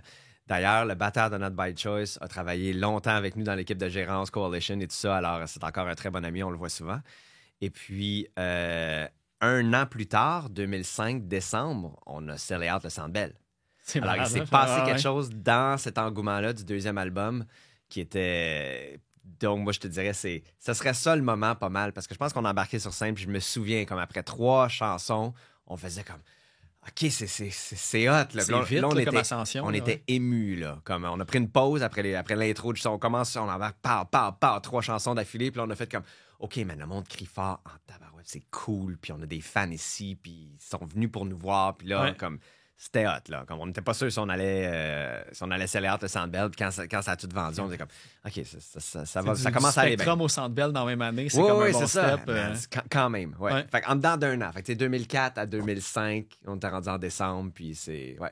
Parce que, tu sais, je vois beaucoup, est-ce que ça a commencé à accrocher plus au Canada ou aux États-Unis? Parce qu'aux États-Unis, tu sais, je veux dire, I'm Just a Kid était sorti pour le film The New Guy, tout ça.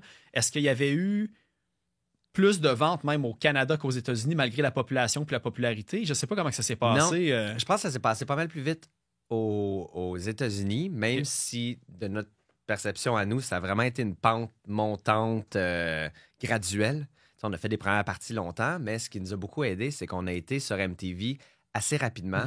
Comme TRL, Addicted a été retraité de TRL. Il faisait ça à l'époque quand une tune était là pendant un certain nombre de semaines. Quand, OK, ben là, on vous donne une plaque, merci beaucoup. Puis là, tu débarques du top 5, tu sais. OK. Fait que ça, pour se rendre là, c'est assez incroyable. Puis on a eu ce succès-là, MTV, puis on était toujours game de faire leurs affaires. On a fait un show en Jamaïque avec eux. On a joué leur New Year's Party sur Times Square. Comme on était très présents à la télé aux États-Unis, puis ça nous a énormément aidé au début, mais je pense pas qu'on aurait pu seller out des 3-4 000 personnes quand même dans le temps. T'sais, on faisait une petite tournée de tête d'affiche à 1000, peut-être 800 000. Okay. Là, c'était cool, c'était des clubs de punk, là, c'est super le fun. Puis on faisait ces tournées-là avec des amis, entre autres Gob, Bowling for Soup. On a fait ces tours-là, c'est super cool. Là. Les bills avaient vraiment l'air d'être éclectiques. Tu sais, justement, vous faisiez autant des shows avec Gob qu'avec comme Mighty Mighty Bosstones, Sugar Ray. Tu sais, fait que j'ai l'impression que tôt dans la carrière, vous avez été habitué à jouer justement avec n'importe qui que vous tripez faire de la musique avec. Puis c'est là un petit peu que je me dis, y a-t-il un lien même que dès le début, plus tard, tu sais, vous avez fait plein de featuring par la suite, là. Tu sais, autant avec Newfoundland que Sean Paul, là, tu sais, c'est diamétralement opposé, mais en même temps, c'est ça qui a roulé. Est-ce que vous aviez toujours eu ce goût-là de explorer avec des collaborations autant que ça. J'ai l'impression qu'il y en a eu une dizaine. Il y a eu autant même Weezer, Jax, des choses comme ça. Oui, Weezer, c'était pas mal cool. J'imagine. Une chanson avec, moi, je te dirais, le Mark Hoppus puis Rivers Cuomo, là, c'est pas mal... C'est dur à battre, là. On a fait des solides collaborations avec des amis et tout ça. Puis, oui, je veux dire, oui, ça vient de là. En toute honnêteté, fallait aller aussi au tout début avec des bands avec qui il avait envie d'être avec nous. Puis c'était pas facile. Comme, autant qu'au tout début, même s'il avait mis un stamp d'approval sur nous parce qu'il nous trouvait gentils puis tout ça, on partait pas en tour avec Rancid, on se serait fait détruire tous les soirs. Puis il y a aussi le label aussi qui veut vous matcher avec le match peut-être aussi du label. Parce que c'est ça aussi quand tu te fais signer. Il faut que tu deals avec des règles. Il y a un peu de ça, certainement. Par exemple, Sugar Ray, je pense que c'était ça. Comme on était sur le même label qu'eux, le label leur a demandé une faveur à eux. « Hey, on a ce nouveau band-là, c'est bon, ça va marcher, prenez-le en tournée. » Puis ils ont écouté l'album et ils ont dit « Oui, c'est cool. » On est allé avec eux, puis man... Du monde fin, là, du monde gentil et généreux. Là, on a appris beaucoup de comment traiter les bands juste à être en tournée avec eux. Ils étaient incroyables avec nous, ces gars-là. Puis cette époque-là, ça rockait en salle aussi. Là. Je pense qu'eux autres, ils étaient sur le label de Volcom, l'album d'avant. Oui. Là, après, tu as celui avec I Just Wanna Fly, tout ça qui est sorti. Mais tu sais, c'est lourd. Là. Le monde qui connaît juste I Just Wanna Fly et qui écoute l'album vont être surpris pareil. Là, dans le fond, nous, quand on était avec eux, quand on faisait les tournées avec eux, l'album 1459 venait de sortir. Okay, c'est vraiment une joke là, parce que il y a l'expression les 15 minutes de gloire. Là. Fait qu'eux, ils étaient rendus à 1459. Ils savaient que c'était la fin. Là. Fait que là, c'était l'album où ils ont mis le paquet. On a fait des tournées dans les college tours. Fait que c'est des salles d'à peu près 2500-3000 personnes par soir. Puis on faisait... C'était débile, là. C'était écœurant. Fait qu'ils ont joué là-dessus. Puis ils ont souvent fait la blague. Un jour, c'est nous qui va ouvrir pour vous. C'est-tu arrivé ou... Non. Okay. D'ailleurs, je pense qu'il l'a sur le cœur, Mark McGrath. C'est comme, I'm still waiting for the call. Okay. Vous m'avez pas appelé pour ouvrir. Puis je pense qu'on leur a déjà demandé. Mais regarde, ça donne pas. Là, Ils sont big, là. C'est un band. Encore, là. C'est ça. Puis là, je pense qu'il justement, il fait des tournées avec juste 3 chanteurs de band de ce temps-là. Moi, j'ai vu qu'ils jouent les tunes un de l'autre. Là. Ouais. Fait que tout le monde joue les tunes un de l'autre. Tout le monde chante. Ça doit être vraiment cool. Ouais. Mais ça fait penser de... ouvrir pour un puis pour l'autre. J'ai vu qu'au début, tu parlais un petit peu, là, vous aviez fait des shows pour envoyer comme aux compagnies de disques, plutôt label. Puis une affaire que j'avais vue, c'est que le show qui avait été filmé pour envoyer à Rob Laney, je pense, c'était un show que vous ouvriez pour Bal Vulture. Puis à ce moment-là, tu sais, avant Reset, Bal Vulture ouvrait pour eux autres. Fait que c'était un petit peu ce game-là. Mais comme pour ce show-là, le film a été envoyé... j'imagine que c'était Coalition à ce moment-là. Oui, je pense que ça faisait partie de notre... On appelle ça... Oh man! Là, je dis dans le passé, je vois loin. Là. À l'époque, on appelait ça des EPKs, Electronic Press Kit. Okay. Fait que tu vas envoyer un disque, un DVD de toi, qui n'était peut-être pas juste un concert, mais il y avait des photos là-dessus, il y avait des clips de shows, justement. Pour bien vendre le band. Peut-être certains des... C'était comme... C'est la nouvelle façon de faire à la place de juste envoyer une cassette avec une lettre, tu sais. Fait que là, c'était les EPKs, là, c'était des bonnes promos pour des brands avec qui tu voulais travailler, des promoteurs. Tu sais, si on voulait aller jouer au Texas puis ils nous avaient jamais vus, fait comme, ben là, je sais pas c'est qui cette band-là, tu sais. Fait que t'envoyais le EPK puis ça. Fait que ça, on avait monté un petit press kit comme ça. Puis comme, on se rappelle, là, on avait tout... T'sais, moi, j'avais une job d'été, on allait à l'école encore un petit peu, comme on avait tout mis notre argent ensemble pour payer un team vidéo pour qu'il nous montre un petit clip de ce show-là. Puis ça, c'était le seul show qu'on avait réussi à avoir. On était complètement inconnus, là. On n'avait pas... Tu sais, Reset avait fait les circuits à travers le Canada, puis mais c'est pour plan, on avait décidé d'essayer l'approche. On va se faire signer, on va faire des démos, on va se faire signer. Puis après ça, comme on va bâtir le band en tournée une fois qu'on va avoir un album. À l'opposé de, on va partir en tournée, se faire plein de fans, puis ensuite faire l'album. Tu sais, fait qu'on travaillait dans notre sous-sol pour essayer de se faire signer. Puis d'avoir eu ce show-là, en fait, merci à Bal Vulture de nous avoir encore laissé ouvrir pour eux. Un petit show à Saint-Jean-sur-Richelieu. Exactement. Aussi, oui. Absolument. Mais... 5 piastres, je pense. Ah ouais? Crème. Je sais pas, le monde, s'ils ont encore leur billet ou leur premier T-shirt de Simple Plan de ce show-là. Je pense que le poster, il est dans le livre là, du show. C'est ça, puis, d'ailleurs. Là, faut vraiment... Attends, là, c'est ta caméra qu'on voit. On dit que j'ai le matin. Voilà, publicité faite. Mais non, c'est ça, parce que l'affaire en plus que je me demandais, c'est, tu sais, tu parlais, vous autres, vous enregistriez le démo, tu sais, pour faire les choses un petit peu à l'inverse de comme partir en tournée et tout. Mm-hmm. Mais le démo qui est sorti en 99, 4 tunes, j'ai pas trouvé c'est qui l'avait enregistré. C'était-tu vraiment DIY dans le sous-sol ou même le drum ont été enregistrés dans un studio? Non. Fait que je pense... OK, parce qu'on a fait des démos aussi on a réenregistré certaines de ces chansons-là avec Arnold Lanni, OK. qui est un petit peu une présentation de l'album qu'on allait éventuellement faire avec lui, qui était No Pass, No Helmet, Just Balls. Les tout premiers démos, encore une fois, tout le monde mettait son argent Celui ensemble. que vous envoyez comme au C'est ça. label. D'ailleurs, moi, j'avais un ami du secondaire qui travaillait aux Zellers, puis qui avait de l'argent, puis qui aimait ça, les bands punk, lui aussi, puis il nous a prêté 2000$. Il a pris des actions. Il nous a prêté 2000$ qu'on lui a remboursé. Il nous a prêté 2000$. Tu sais, je me souviens, moi, en 99, genre, je travaillais au Jean Coutu, puis je gagnais peut-être 7$ de l'heure. C'est Le ça. seller, ça devait être autour de Man, ça aussi. là. C'est Fred Marion, il nous a prêté 2000$. Il a d'ailleurs droit à une passe backstage à n'importe quel de nos shows pour la vie. T'sais. Ça fait longtemps que j'ai pas eu ses nouvelles, il faudrait que j'en prenne. Faudrait au moins qu'il vienne à notre prochain show. Mais on avait enregistré ça à Ville-Saint-Laurent. C'était un local producer, réalisateur qui s'appelait Graham Humphrey, qui a fait une solide job à capturer nos chansons qu'on avait vraiment là, puis que ça sonne cool. Là. Puis il faisait jouer du Blink, puis on faisait jouer du Lagwagon, puis on veut que ça sonne comme ça, puis il était comme OK. Puis là, le drum, tout enregistré comme ça. On faisait ça à l'ancienne, là. C'était avant Pro Tools. Et puis ça avait été super cool. Fait quoi, on a fait ça, Graham Humphrey à Ville-Saint-Laurent. Vous le connaissiez de où? Je le sais pas.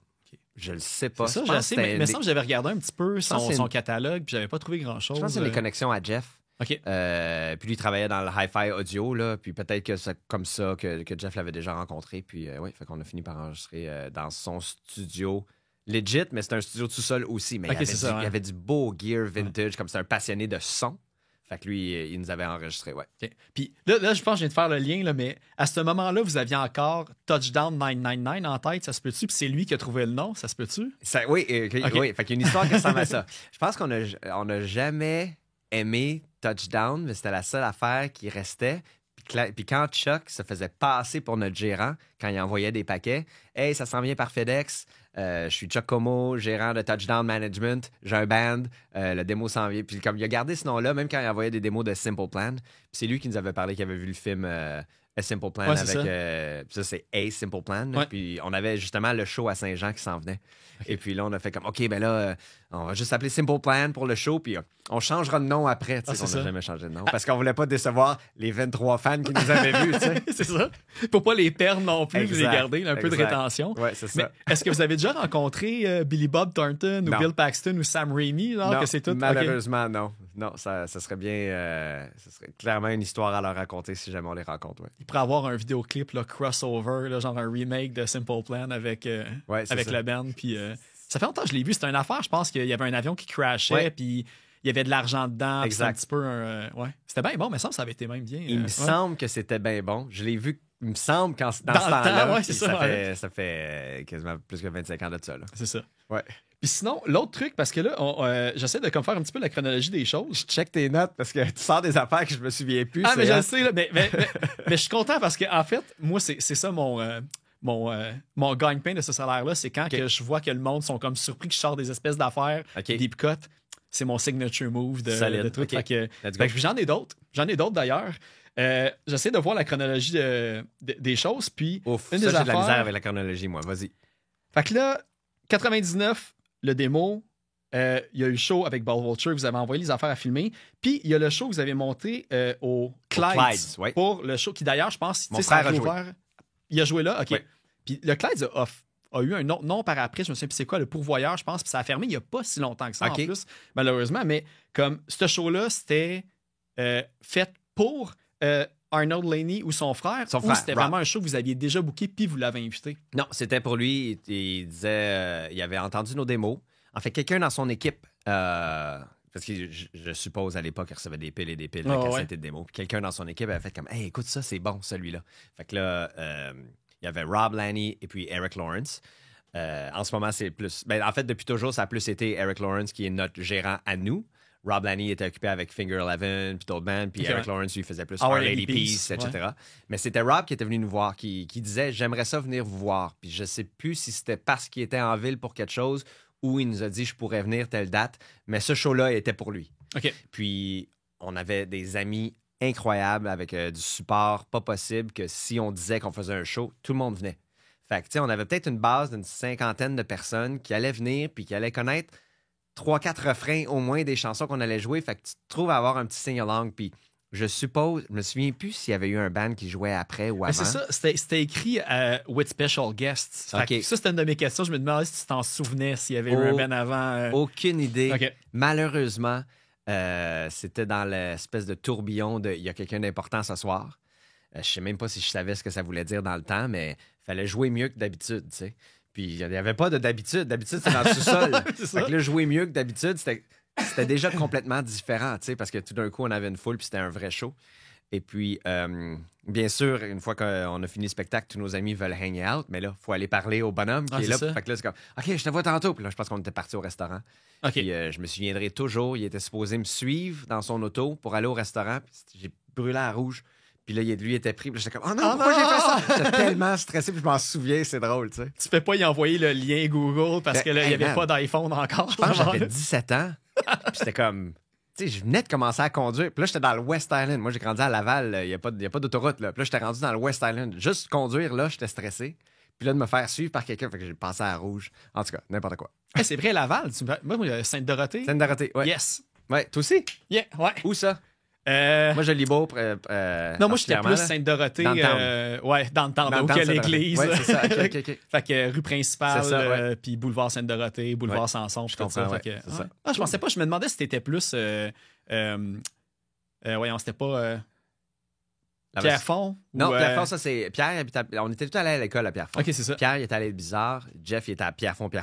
Puis c'est le train, parce qu'il y avait un train qui passait à Jolibourg, là, carrément. Le train Sainte-Dorothée, c'était ma cour. Ah, OK, puis là, c'est ça. 10 minutes plus tard, j'étais rendu à Pierrefonds pour aller à l'école. Ouais. OK, non, moi c'était quand je ratais mon arrêt d'autobus puis que je m'endormais puis que je m'en allais vers Saint-Eustache puis il fallait que je revienne de bord, là, où j'allais jouer au soccer. OK. Ouais. Je pense d'ailleurs j'ai joué avec Phil Jolicoeur au soccer vrai, hein? à certains points, mais très c'est possible. Flou. Delta de Laval represent. OK, solide.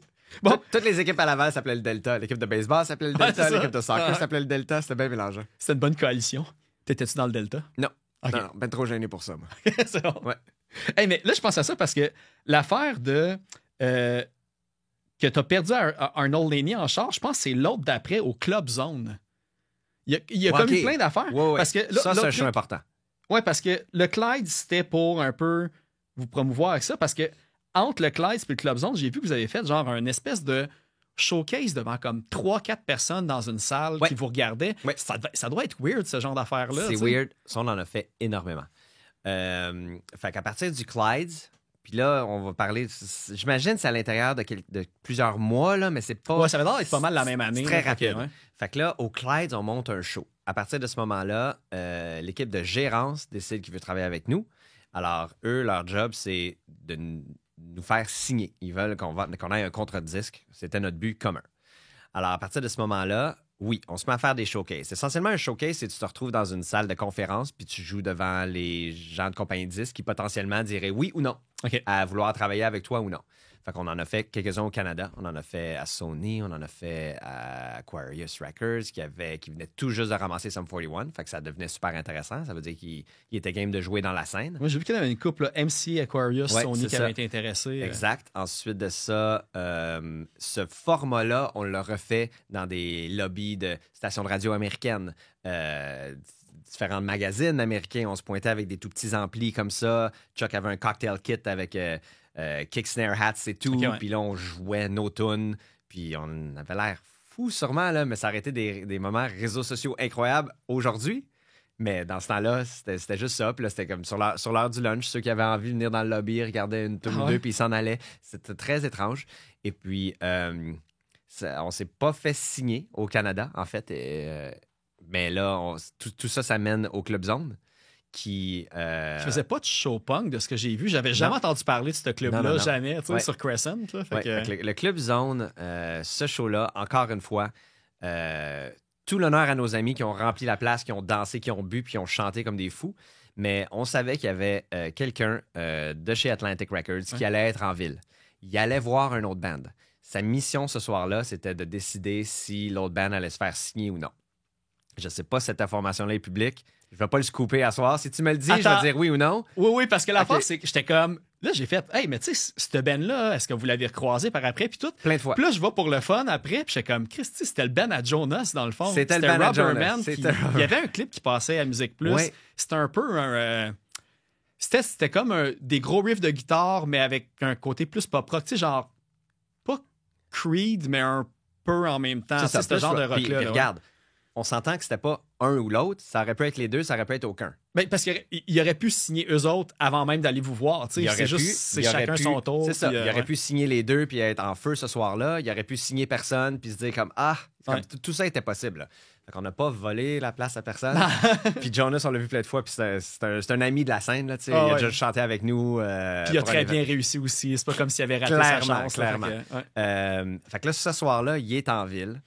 Ce soir-là, il va voir le show de l'autre groupe avant nous. Il est supposé être revenu au Club Zone à 10h. Il n'est pas là.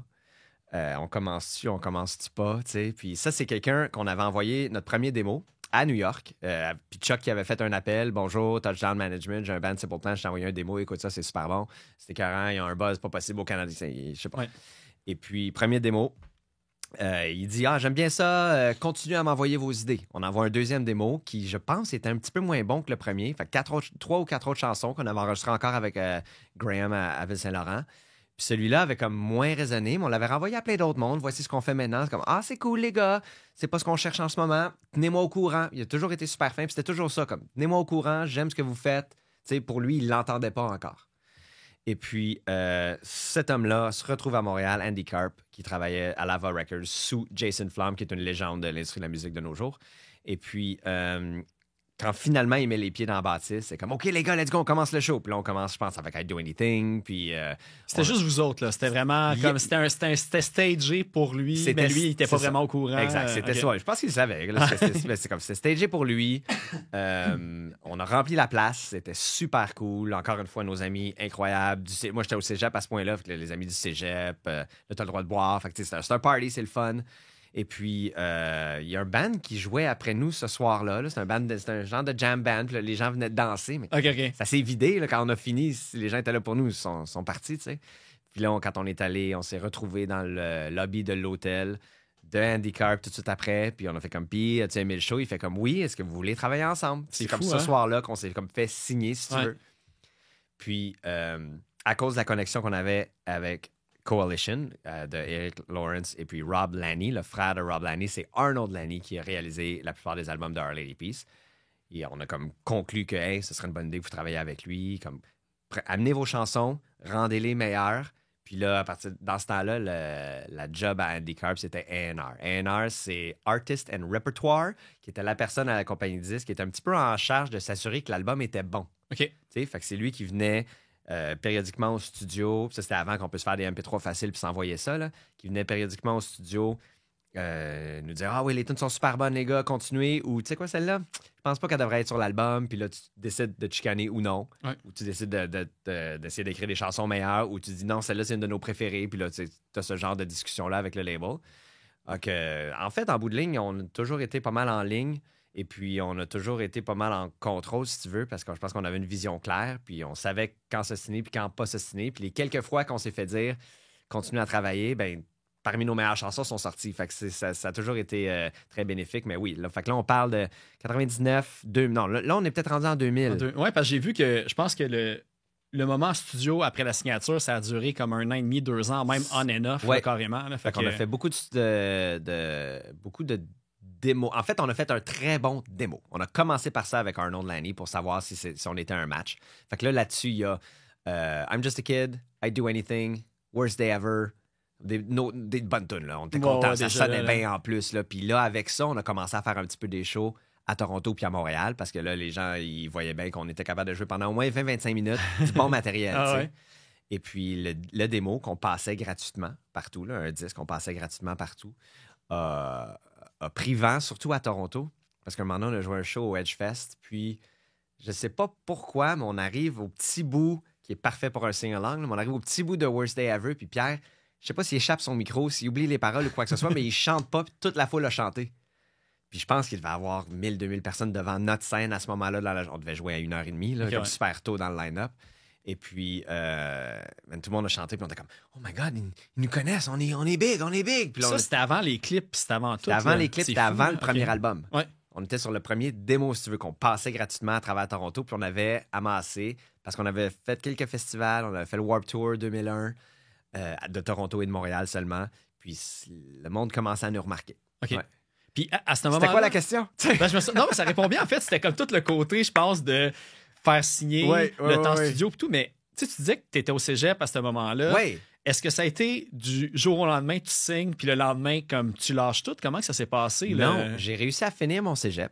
OK. J'avais commencé à la Polytechnique. Puis là, on était dans... j'avais eu le côté ingénieur, la chose. Oui, c'est ça. Ouais. Ben, j'étais bon en maths, j'étais bon en physique. J'étais pas particulièrement intéressé par ça. Si mon conseiller en orientation m'avait dit « Va donc en programmation, puis assieds-toi devant un ordi », j'aurais été plus hésitant à tout lâcher, tu sais. Mais là, ça, j'aimais pas super. J'étais bon, mais j'étais pas une passion du tout. Puis tout ça se passait, là, ce que je te décris. En fait, toute la portion showcase avant Club Zone se passait quand je commençais l'université. OK. Puis parce qu'on pratiquait, puis parce qu'on voyageait, après mes 2 premiers mois de poly, j'avais comme 30-40%. Puis j'ai décidé de lâcher avant de me faire mettre dehors. OK, c'est ça, pour pas que ta cote soit affectée. Exact, parce que là, si tu te Au mets cas, dehors, tu sais. tu peux plus jamais revenir. Ouais. Tu t'es fait mettre dehors. Fait que là, j'ai lâché avant de me faire mettre dehors. Puis l'université et mes parents étaient comme, ils disaient, oh, c'est clairement ça. Fait qu'aujourd'hui, tu pourrais y retourner sans C'est doctorat ça. honorifique ou quelque chose. Exact. C'est une technicalité, tu peux pas avoir ton diplôme honorifique si jamais on faisait un bénéfice là-bas. Mais c'est ça. Fait que tout ça se passait avant le Club Zone. À partir du Club Zone, là, c'était clair que tout le monde lâchait leurs autres affaires dans la vie, puis on donnait un blitz au band, puis qu'on disait let's go. C'est une opportunité que tu peux pas C'est ça. refuser. On fait un album. Je pense que c'était plus dur pour Jeff, il était en appart. Mais les trois autres, on habitait chez nos parents, fait que c'était facile. Mais lui, comme ça, il prenait un petit income. Ouais. Puis tu sais, toute cette période-là, on sait que, tu sais, Pierre et Chuck, ils ont beaucoup parlé du côté, il y avait vraiment le step-by-step, tu sais, il y avait un plan, tout a comme fonctionné comme prévu, mais à son rythme. Puis il y avait tout le côté qu'il y avait de la visée internationale. Tu sais, c'était de devenir le plus gros band. Puis des labels, on va dire, québécois ou canadiens, qui pouvaient avoir cette portée-là, il n'y en avait pas beaucoup. Puis, tu sais, tu as parlé tantôt que Sum 41 avait déjà signé sur un et tout. Mais est-ce que vous aviez quand même, genre, envoyé des démos à Stump, Indica, Dare to Care, puis des labels comme ça? Est-ce que vous aviez eu des réponses Est-ce de que ces Dare to labels-là? Care existait dans ce temps-là? Je pense que oui, mais semble le premier split était... Ça devait être à peu près à la même période, mais peut-être que c'était... Peut-être Dare to Care, vous n'aviez pas envoyé parce que c'était vraiment un micro-label encore à ce moment-là. Fait qu'Indica puis Stump étaient déjà présents, mais... De mon souvenir, on envoyait à tout le monde qu'on pouvait penser. Okay. On a même pris tous les labels américains, comme Yellow Pages of Rock, là, c'était quelque chose, là, comme avec les numéros de téléphone, les exécutifs, puis tout ça, puis les gens à qui tu devrais envoyer ce genre d'affaires-là. Et puis, de mon souvenir, la plupart des gens ont été très polis quand ils ont dit que c'est pas ce qu'ils cherchaient. Alors, je ne sais pas spécifiquement la lettre de Stump. C'est quoi, là? Non, c'est ça. Mais tu sais, c'était peut-être même plus casual avec eux puisque Pierre et Chuck les connaissaient. Exact. C'était peut-être, hey, voici notre nouveau band. C'est comme, ah, cool. Dis-moi comment ça va. Tiens-moi au courant. Encore une fois, il y avait beaucoup de ça. Tiens-moi au courant. Puis montrez-moi des chansons. Puis il y a seulement le Club Zone qui a été concrétisé en bout de ligne. Parce que la fois, je regardais, tu sais, pour revenir au clip de I'd Do Anything, Ouais. à un moment donné, il y a comme du monde front row du spectacle, puis il y a clairement une fille avec un T-shirt de Stump qui est vraiment là. Puis tout, j'étais comme, hey, c'est-tu comme une espèce de clin d'œil justement à toute cette scène-là qui a eu une répercussion? Moi, j'ai toujours trouvé ça le fun de venir de Montréal parce que c'est... Les gens connaissent pas ça. Comme on a dit aussi au début, les gens ne savaient même pas qu'on venait du Québec ou qu'on parlait français. Ici, les gens autant d'ici ne ici, savaient là, pas. c'est ça, ouais. Partout ailleurs, t'es comme, c'est des Canadiens de Montréal, puis whatever. Mais les gens d'ici, ils pensaient qu'on était Américains parce qu'on chantait en anglais, puis Pierre n'a pas d'accent quand il chante. T'sais. Alors, c'était très... Oui, mais oui, regarde, on a toujours trouvé ça le fun. Là. J'ai essayé de faire un free stream, c'était comme, hey, c'est un chandail de Stump. Ça, je l'avais moi avec à ce moment-là. Malade. Et puis là, je vois le temps avance, puis je veux au moins... Faut pas. Est-ce que t'es au moins rendu à ta 2e page? Mais je me dis, regarde, si jamais ça s'est bien passé, c'est sûr je pose jamais toutes mes questions. C'est ça. Je me dis, éventuellement, là, si un de vous autres, un de la gang de Simple Plan veut revenir, j'ai en masse de questions. Celle-là était vraiment bien créée spécifiquement pour toi, sachant qu'on allait comme pas aller dans d'autres sujets qui ne te concernaient pas. Tout. Mais là, le sujet qui te concerne le plus, que je voulais te parler absolument, c'est Men of the Hour. On est dans un podcast, il faut parler de podcast. Oui.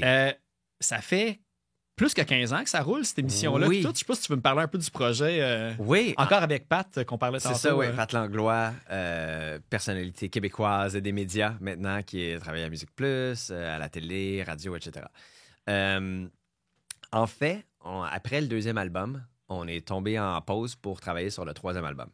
Et puis, à travers nos tournées, on avait rencontré un gars qui avait parti une station de radio Internet. C'est comme les tout débuts des radios Internet. Ça commençait à exister. Ça s'appelait Adobe Radio.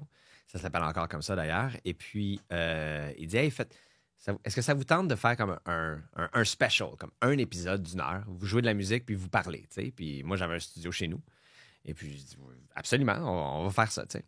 Fait que là, je me suis assis avec Pat. On s'est fait un petit layout de show. Je pense qu'on avait chacun pris un drink. Puis là, on a commencé à enregistrer quelque chose. Et puis là, on lui a envoyé. Puis là, on avait fait un petit peu de promo. Comment on avait fait? C'était pas Twitter? C'était-tu... Je sais pas. Je pense que eux, c'est 2007, hein, je pense, c'est ça? Ça, c'est... Ouais, 2006, 2007, oui. En effet, 2007, je pense. T'as raison. Peut-être première année de Facebook ou quelque chose de même. Là, c'est ça. Ouais. Fait que là, il en parle sur Facebook. Pas sur le Facebook de Simple Plan, mais comme, moi, sur le mien, je pense. Puis sur... c'est pas vrai, j'ai pas Facebook. Y avait-tu Twitter dans ce temps-là? MySpace, peut-être. MySpace. Ouais. 100%. MySpace, on en parle sur MySpace. Adobe Radio en parle, en fait la promotion. Un épisode spécial. T'sais, c'est pas un épisode Simple Plan, c'est juste un épisode avec moi puis Pat. On était drôle, on se faisait du fun quand on faisait des vlogs dans le temps. Et puis, un épisode d'une heure. Puis je pense que dans le temps, il y avait 22 000 personnes qui étaient venues pour l'écouter le mercredi soir ou le samedi matin. Je sais pas, on avait choisi un moment. Puis c'était énorme. Il n'avait jamais vu ça. Je pense que d'habitude, il y avait 2 à 3 000 personnes qui écoutaient sa station de radio, le fil, que tu pouvais cliquer dans iTunes ou bien aller sur son site web, tu cliques, puis là, t'écoutais... Mais il poussait quand même le fait avec Sébastien de Simple Plan. Oui. Il y avait ça au moins pour la promo. Il y avait ça pour la promo. Fait que là, on en fait un. Puis là, on était en congé. Puis ça marche. Il dit, ben, est-ce que vous voulez en faire d'autres? On dit comme, ben oui. Fait que là, on s'est réunis une fois par semaine. Puis là, je pense qu'au bout de 2 mois, on s'est dit comme, coudonc, OK, c'est un petit peu plus de travail qu'on pense. Puis là, on éditait beaucoup. On était pas ça devait être plus compliqué à l'époque que maintenant, en plus. Oui, puis non. Je pense on était moins bon. Fait qu'il y avait on faisait plus d'editing. Tu sais, comme là, on est clairement au courant de comment avoir une conversation sur caméra. Alors, on se parle, on se coupe pas, puis on pèse sur play au bon moment pour enregistrer aussi, pour pas que ça coupe les 10 premières minutes de l'épisode. Exact. Désolé. Puis maintenant, quand il y a des pauses, ben, ça fait partie de la conversation. Mais dans le temps, on s'imaginait, OK, dès que quelqu'un respire, il faut qu'on l'enlève. Puis on faisait ça super tard. C'est fou, là. Je passais tellement de temps, moi, avec au début. Puis là, maintenant, il y a très peu de coupures. En fait, je coupe ce que les personnes que je reçois veulent que je coupe parce que c'est une information qu'ils veulent pas que ça sorte ou des affaires comme ça. Mais that's it, parce que maintenant, tu sais, quand tu es habitué, c'est fluide. Puis tu sais qu'il n'y a pas de moments qui vont être comme interminablement plates et sans intérêt, tu sais. Voilà. Fait que là, dans le temps... Fait que là, rendu à 9 puis là, 10 épisodes, on regardait 24 dans le temps l'émission avec Kiefer Sutherland. On s'est dit, OK, on va appeler ça des saisons.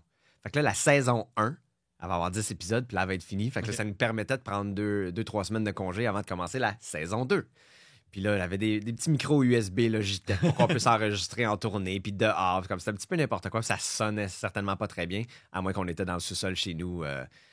Puis, fait qu'on a comme commencé à faire ça, puis ça a pris vraiment de l'engouement. Puis en fait, notre émission de radio, à l'époque, était seulement une émission de radio qui, graduellement, était devenue un podcast parce qu'elle était disponible sur iTunes une semaine plus tard ou whatever, a vraiment piqué avant que les podcasts deviennent importants, tu sais. Maintenant, le marché est tellement... Il y a tellement de choses que d'avoir des chiffres qui se comparent à ce qu'on avait dans le... Je pense qu'il y a déjà eu comme 180 000 personnes qui arrivaient le mercredi soir pour nous écouter à 8 heures. Comme c'est énorme, là, surtout pour la station. C'était super gros, c'était super le fun. Et puis, regarde, on continue à faire ça. Puis, c'est vraiment agréable. C'est juste une excuse pour hang out avec un ami puis se parler une fois par semaine. Puis, c'est un peu plate parce qu'on se parle plus entre les épisodes pour se garder des choses à jaser pendant les épisodes. Tu sais. Ouais. Tu plugues les épisodes à des moments que tout est dispo, puis c'est là que vous parlez, puis après, c'est je retourne à l'autre affaire, puis les deux occupés chacun de votre côté. Certainement. Puis quand les deux, on est à Montréal, c'est plus facile. Genre, on peut faire ça le matin, une fois qu'on a déposé les enfants à l'école. Puis quand on est en tournée, là, c'est comme, OK, là, j'ai dimanche après-midi de mon bar, fait que c'est dimanche matin pour toi, ça marche-tu? Il fait comme, ah non, on essaie. Mais vous devez être rendu à enregistrer peut-être des fois 2-3 épisodes en même temps parce que tu sais que pour un stretch. Ah oui, OK, c'est quand même assidu comme ça. Oui, on a déjà fait ça. Maintenant, on a plus peur des pauses. Fait que s'il y a 2 semaines ou 3 qu'il n'y en a pas, c'est comme ça. C'est correct. Il était un temps, on pouvait en enregistrer 2-3 en ligne parce qu'on faisait une saison vraiment, puis on voulait que ce soit consécutif. Et puis là, non, en fait, on essaie de garder ça un petit peu plus relevant sur ce qui s'est passé vraiment récemment. Là. Comme c'est un épisode d'Halloween, on va pas l'enregistrer 3 semaines d'avance. Ah, j'avoue, hein. Ouais. Mais comme ça, c'est un exemple très précis, là, mais on pourrait parler de n'importe quoi aussi. Mais je veux dire, c'est comme ça qu'on fait ça, puis ça fonctionne encore, puis c'est encore le fun. C'est surtout ça, là. Ça n'a pas l'air d'une corvée. C'est un bon mélange de talk radio en même temps que de parler de ce qui vous intéresse. Vous pluguez aussi beaucoup de chansons. Oui. Au moins, je pense 3 tunes par épisode. C'est ça, au moins. Puis c'est un peu ça, parce qu'à la base, la station de radio sur laquelle on s'est introduit, il n'y avait pas d'émission talk radio. C'était juste un fil de chansons. Fait que dès le début, on s'est mis à incorporer beaucoup de ces chansons-là qu'on aimait. Puis le but, c'est la musique émergente alternative de la station radio. Fait que de temps en temps, on entend quelque chose qu'on aime. C'est comme, OK, ça va aller sur le show. Ça va aller sur le show. On va en parler. Plus ou moins. Des fois, c'est juste comme, hey, voici une tune, puis on retourne dans la conversation. Des fois, c'est, hey, j'ai entendu ça, j'ai trouvé ça super bon. Écoutez ça s'appelle comme ça. Puis voilà. Ben, j'ai vu Sucker Punch, un des bands aussi de québécois vous aviez passé là-dessus, puis t'es super content d'avoir passé. Oui. D'ailleurs, ça me fait penser, tu sais, là, je parle de Sucker Punch, mais il y a Story Untold aussi avec qui vous avez roulé. Laval aussi, je pense, Story Untold, si je ne me trompe pas, la connexion lavalloise du punk. Oui, c'est ça. Tu sais, j'ai vu là, quand vous avez fait le show avec les Shirley, vous avez chanté ensemble. Y a-tu quand même est-ce que vous à faire de la tournée mondiale, y a-tu une difficulté de suivre un petit peu ce qui se fait de nouveau, genre au Québec, parce qu'à un moment donné, tu peux juste perdre le fil de toutes les places que tu peux avoir comme de la musique qui t'est suggérée. Est-ce que vous suivez quand même un peu la scène locale? Ben, je te dirais que juste suivre une scène, point, c'est très demandant. Fait que malheureusement, avec l'accessibilité à tout qu'on a. La réponse, c'est non. On a la chance de faire des festivals qui a beaucoup d'artistes. Moi, c'est à ce moment-là que j'essaie d'aller voir du monde. Comme j'ai découvert récemment, ben en retard, The Beaches de Toronto. Puis moi, j'adore ça. Là. Puis tout ce qui sort là, c'est comme mes affaires préférées. Tu sais. Ouais, ils viennent de sortir un album il n'y a pas longtemps cette année par Gus Van Gogh de Mimom and Morgan Tyler, etc. Puis les trois accords. Oui, aussi. Ouais. Cowboy fringant, etc.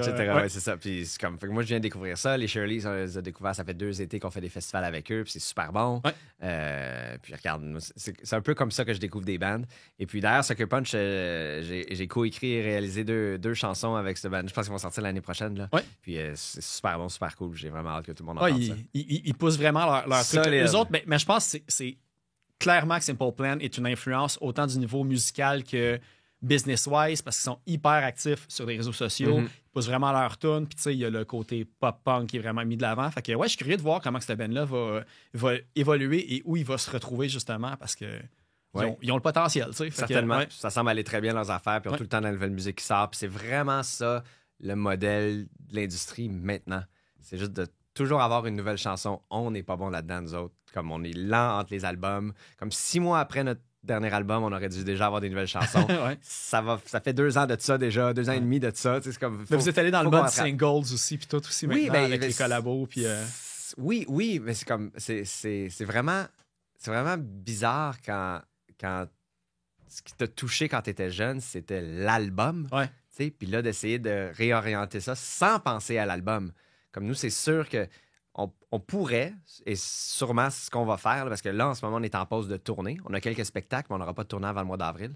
Je pense qu'on prend janvier-février pour essayer d'écrire quelques chansons. Mais est-ce qu'on va attendre d'avoir 9-10 avant de les sortir, ou on va essayer de les sortir à mesure parce que... Parce qu'on a plein de shows l'année prochaine qui s'enlignent déjà. Ça va être annoncé bientôt. On sait qu'on a déjà annoncé l'automne prochain avec Offspring. C'est la première fois qu'on annonce quelque chose 1 an d'avance de toute notre existence de Simple Plan. On vient d'annoncer quelque chose d'1 an d'avance. Ça se peut pas, c'est incroyable. Et puis, donc, faut qu'on jongle toujours. On est lent, on le sait, mais c'est correct. C'est notre processus pour faire de la nouvelle musique. Et on est tout le temps appelé à faire des shows et des tournées. Puis nous, ça nous prend une pause pour écrire. On peut pas écrire il y a des bands, c'est incroyable les bands qui font ça. Moi, j'écris toute la journée en tournée. Quand je reviens, il me reste juste à enregistrer. Puis là, l'album sort, puis je repars. On n'est pas comme ça. Non, c'est ça. Puis on est plus vieux, on a des familles, des enfants, comme on veut passer du temps à la maison aussi. Mais vous avez la chance aussi d'avoir eu le truc viral aussi sur TikTok. Moi, mes enfants vous connaissent à cause de I'm Just a Kid, puis le Welcome to My Life, qui est comme tout le temps plugué dans des moments, disons, des vidéos YouTube. C'est le moment triste où la personne qui fait comme puis là, c'est écrit Welcome to My Life, ou le petit extrait. Eux autres, c'est ça le référent. Fait que, vous avez quand même ce côté-là qui vous aide beaucoup aussi. Certainement. Je veux dire, ça roule tout le temps. Là. Vous allez être tagué 1000 fois sur TikTok avec ces affaires-là encore pour une couple d'années à venir, je pense. En effet. Regarde, ça, on n'avait rien à voir là-dedans en plus. Ça s'est juste passé. Comme le TikTok moment, là, c'était n'importe quoi. Là. Puis c'est drôle, c'est Jared de Bowling for Soup qui t'explique à un moment donné. Il fait comme, hey, il se passe de quoi ce TikTok? Là? Comment TikTok, là, les danses? Là, puis là, c'est comme, non, c'est brave. Comme 2-3 semaines plus tard, comme, non, c'est vrai, il y a des millions de personnes en ce moment. Puis ça s'est rendu à 2 milliards d'impressions, je pense, cette affaire-là. Puis il y a encore des artistes qui le font là, tu sais. Puis tu viens d'accrocher une génération complète qui peut-être qu'ils te connaissaient pas, puis maintenant, ils vont te voir, puis ils connaissent les tunes, tu sais, puis il y a des moments dans le Certainement. spectacle qui doivent triper. Ouais. Hein? Ben, Ouais. ce bout-là, ça chante fort. Tout le monde connaît ce bout-là. C'est le bout de TikTok. Tu sais. Ah ouais. Ça chante fort au show, man. C'est n'importe quoi. Hey, puis pour closer, une affaire que je pense que c'est super important qu'on va parler, je vais parler un peu, je vais te laisser parler un peu de la fondation Simple Plan Oui. qui vise en fait là, les jeunes puis tout ça. Fait que je sais pas si tu veux faire un bon petit pitch pour que le monde soit comme au courant Oui. un petit peu de ce qui se passe. D'ailleurs, j'ai un appel là-dessus dès que je rentre après notre conversation. Ouais, c'est à ça? nous. Oui, parce que, en fait, la Fondation Simple Plan a été lancée en 2005, justement quand on a fait le show au Centre Bell, qui était celui-là, sold out. Là, C'est-tu Cœur de pirate, 3 accords? puis non, tout non, ça, non, ok. non, fait que le show au Centre Bell qu'on a fait, là, que je racontais, que c'est sold out, on était ouais. émus, puis là, celui d'avant, il était même pas la moitié du Métropolis, puis là, on est revenu, puis ça. Fait que cette journée-là, on a fait l'annonce qu'on voulait contribuer, puis on voulait laisser quelque chose de plus que la musique et tout ça. Puis on a passé beaucoup de temps à discuter avec des fans qui venaient nous voir après les spectacles, puis ils disaient hey, votre musique m'a vraiment aidé, puis même jusqu'à je serais pas ici si c'était pas pour vous, puis tout ça. Puis la musique en général, là, je sais que c'est pas juste nous autres, là, ça a tellement un pouvoir incroyable sur les gens, l'émotion, sur pouvoir nous aider à pas se sentir seul et tout ça. Fait qu'on s'est dit que on allait essayer à travers nos spectacles, à travers le rayonnement du band, puis les partenaires avec qui on peut travailler, d'amasser des sous carrément, puis de redonner à des causes qui nous tiennent à cœur, qui ont à voir avec les jeunes, que ce soit des jeunes qui sont malades, qui ont une façon de trouver une passion dans la vie à travers la musique, le sport, etc. Et puis, ça nous touche beaucoup parce qu'on est en contact direct avec des gens qui ont souvent besoin d'aide ou qui nous demandent de l'aide. Puis, tu sais, je suis pas thérapeute, je suis pas spécialiste. Fait que qu'est-ce que je peux faire d'autre que te donner un hug quand je te rencontre et puis m'assurer que je viens faire des concerts dans ta ville. Et puis, Qui peut faire une grosse différence déjà dans la base. Énorme différence aussi. Mais là, tu sais, juste entre autres avec un 1$ sur chaque billet qui est remis à la Fondation, des événements qu'on peut faire où est-ce qu'on collecte plus pour la Fondation qu'autre chose et tout ça. Alors, justement, cette année, là, on va faire une belle annonce qu'on remet 250 000 $ à différents organismes du Québec et du Canada. Justement, des gens avec qui on a déjà travaillé avant aussi, qui, une fois que tu les rencontres, puis ils disent hey, t'as donné 3 000 $ à mon organisme, voici ce qu'on a fait, et voici qui on a pu aider. Puis c'est comme, des fois, c'est incroyable. Tu as l'impression que c'est pas grand-chose, puis après, c'est énorme. T'sais. Fait que nous, on essaie de donner vraiment le plus de monde possible, ce qui peut faire une différence dans leur organisme. Souvent, des projets spéciaux qui nous demandent spécifiquement hey, si tu me donnes temps, voici ce que je vais faire. Pas juste dans le pool des trucs que cet organisme-là à quel il contribue. Et puis, regarde, c'est une autre façon de toucher les gens. Puis ça a été vraiment, vraiment particulier parce que c'est un petit peu, je dirais quasiment c'est un petit peu inconfortable parce que c'est comme c'est plus grand. C'est plus grand que moi. C'est comme moi, je suis Sébastien qui joue dans le band Simple Plan. Plus que Simple Plan peut faire en team avec la Fondation, c'est tellement beau, c'est tellement puissant que moi, je me retrouve là, puis les gens me demandent comment tu te sens. J'ai comme pas de mots. Ouais. C'est toute l'impuissance quand tu te mets face à une situation, tu te dis, mais qu'est-ce que je pourrais faire? Ben ça fait quelque chose. Et puis, c'est énorme. C'est énorme. Puis là, à cause de la COVID, ça a été un petit peu plus inactif depuis quelques années parce qu'on ne pouvait pas faire d'événements de la Fondation. Souvent, on essaie de faire un événement dans lequel, ou bien on va faire une prestation acoustique, ou bien on va faire un spectacle intime, ce qui est rare à Montréal. Pour nous autres, des fois, on va faire des collaborations avec d'autres artistes, entre autres, qu'on avait déjà joué avec les 3 accords, on a déjà joué avec Cœur de pirate, des petits concerts qui font en sorte que les gens achètent un billet plus cher, mais tous les profits vont à la Fondation. Puis là, tu te retrouves à remettre tout ce que tu as amassé dans l'année et commencer ta collecte de l'année d'après avec cet événement-là. Là, ce qui s'en vient difficile, c'est qu'on a des horaires très occupés avec le band. Fait que trouver des trous pour faire tout ça, il va falloir qu'on travaille 2 fois plus fort pour y arriver. Ben, dès là, en plus, tu me dis qu'il y a $1 par billet qui va à la Fondation. Mm-hmm. Puis, tu sais, je veux dire, il va y avoir le lien aussi pour la page. Fait qu'évidemment, les gens qui peuvent aller directement sur la page aussi puis faire des dons. Certainement. Parce que, tu sais, pas besoin d'avoir un spectacle pour aider son prochain non plus, mais en même temps, ceux qui peuvent le faire, ça serait super apprécié. Oui. Tout. Fait que, ben, merci beaucoup, Sébastien, pour, merci pour à tout toi. ça. Merci d'avoir accepté l'invitation sur le podcast. Ça me fait plaisir. Puis tu as un beau cahier rempli de belles choses et de beaux moments dans notre carrière. Ouais. Puis ça couvre juste les 100 premières pages du livre que j'ai lu, mais j'avais quand même beaucoup d'informations que j'avais pu trouver à gauche puis à droite. Mais comme je t'ai dit, beaucoup de questions. Simple Plan a beaucoup de choses d'accompli, une carrière bien documentée. Fait qu'évidemment, n'importe qui est bienvenu si quelqu'un veut repasser du band. Il y a le documentaire qui sort l'année prochaine qui va peut-être combler les trous dans l'histoire que tu as trouvé jusqu'à présent. C'est clair. Ouais.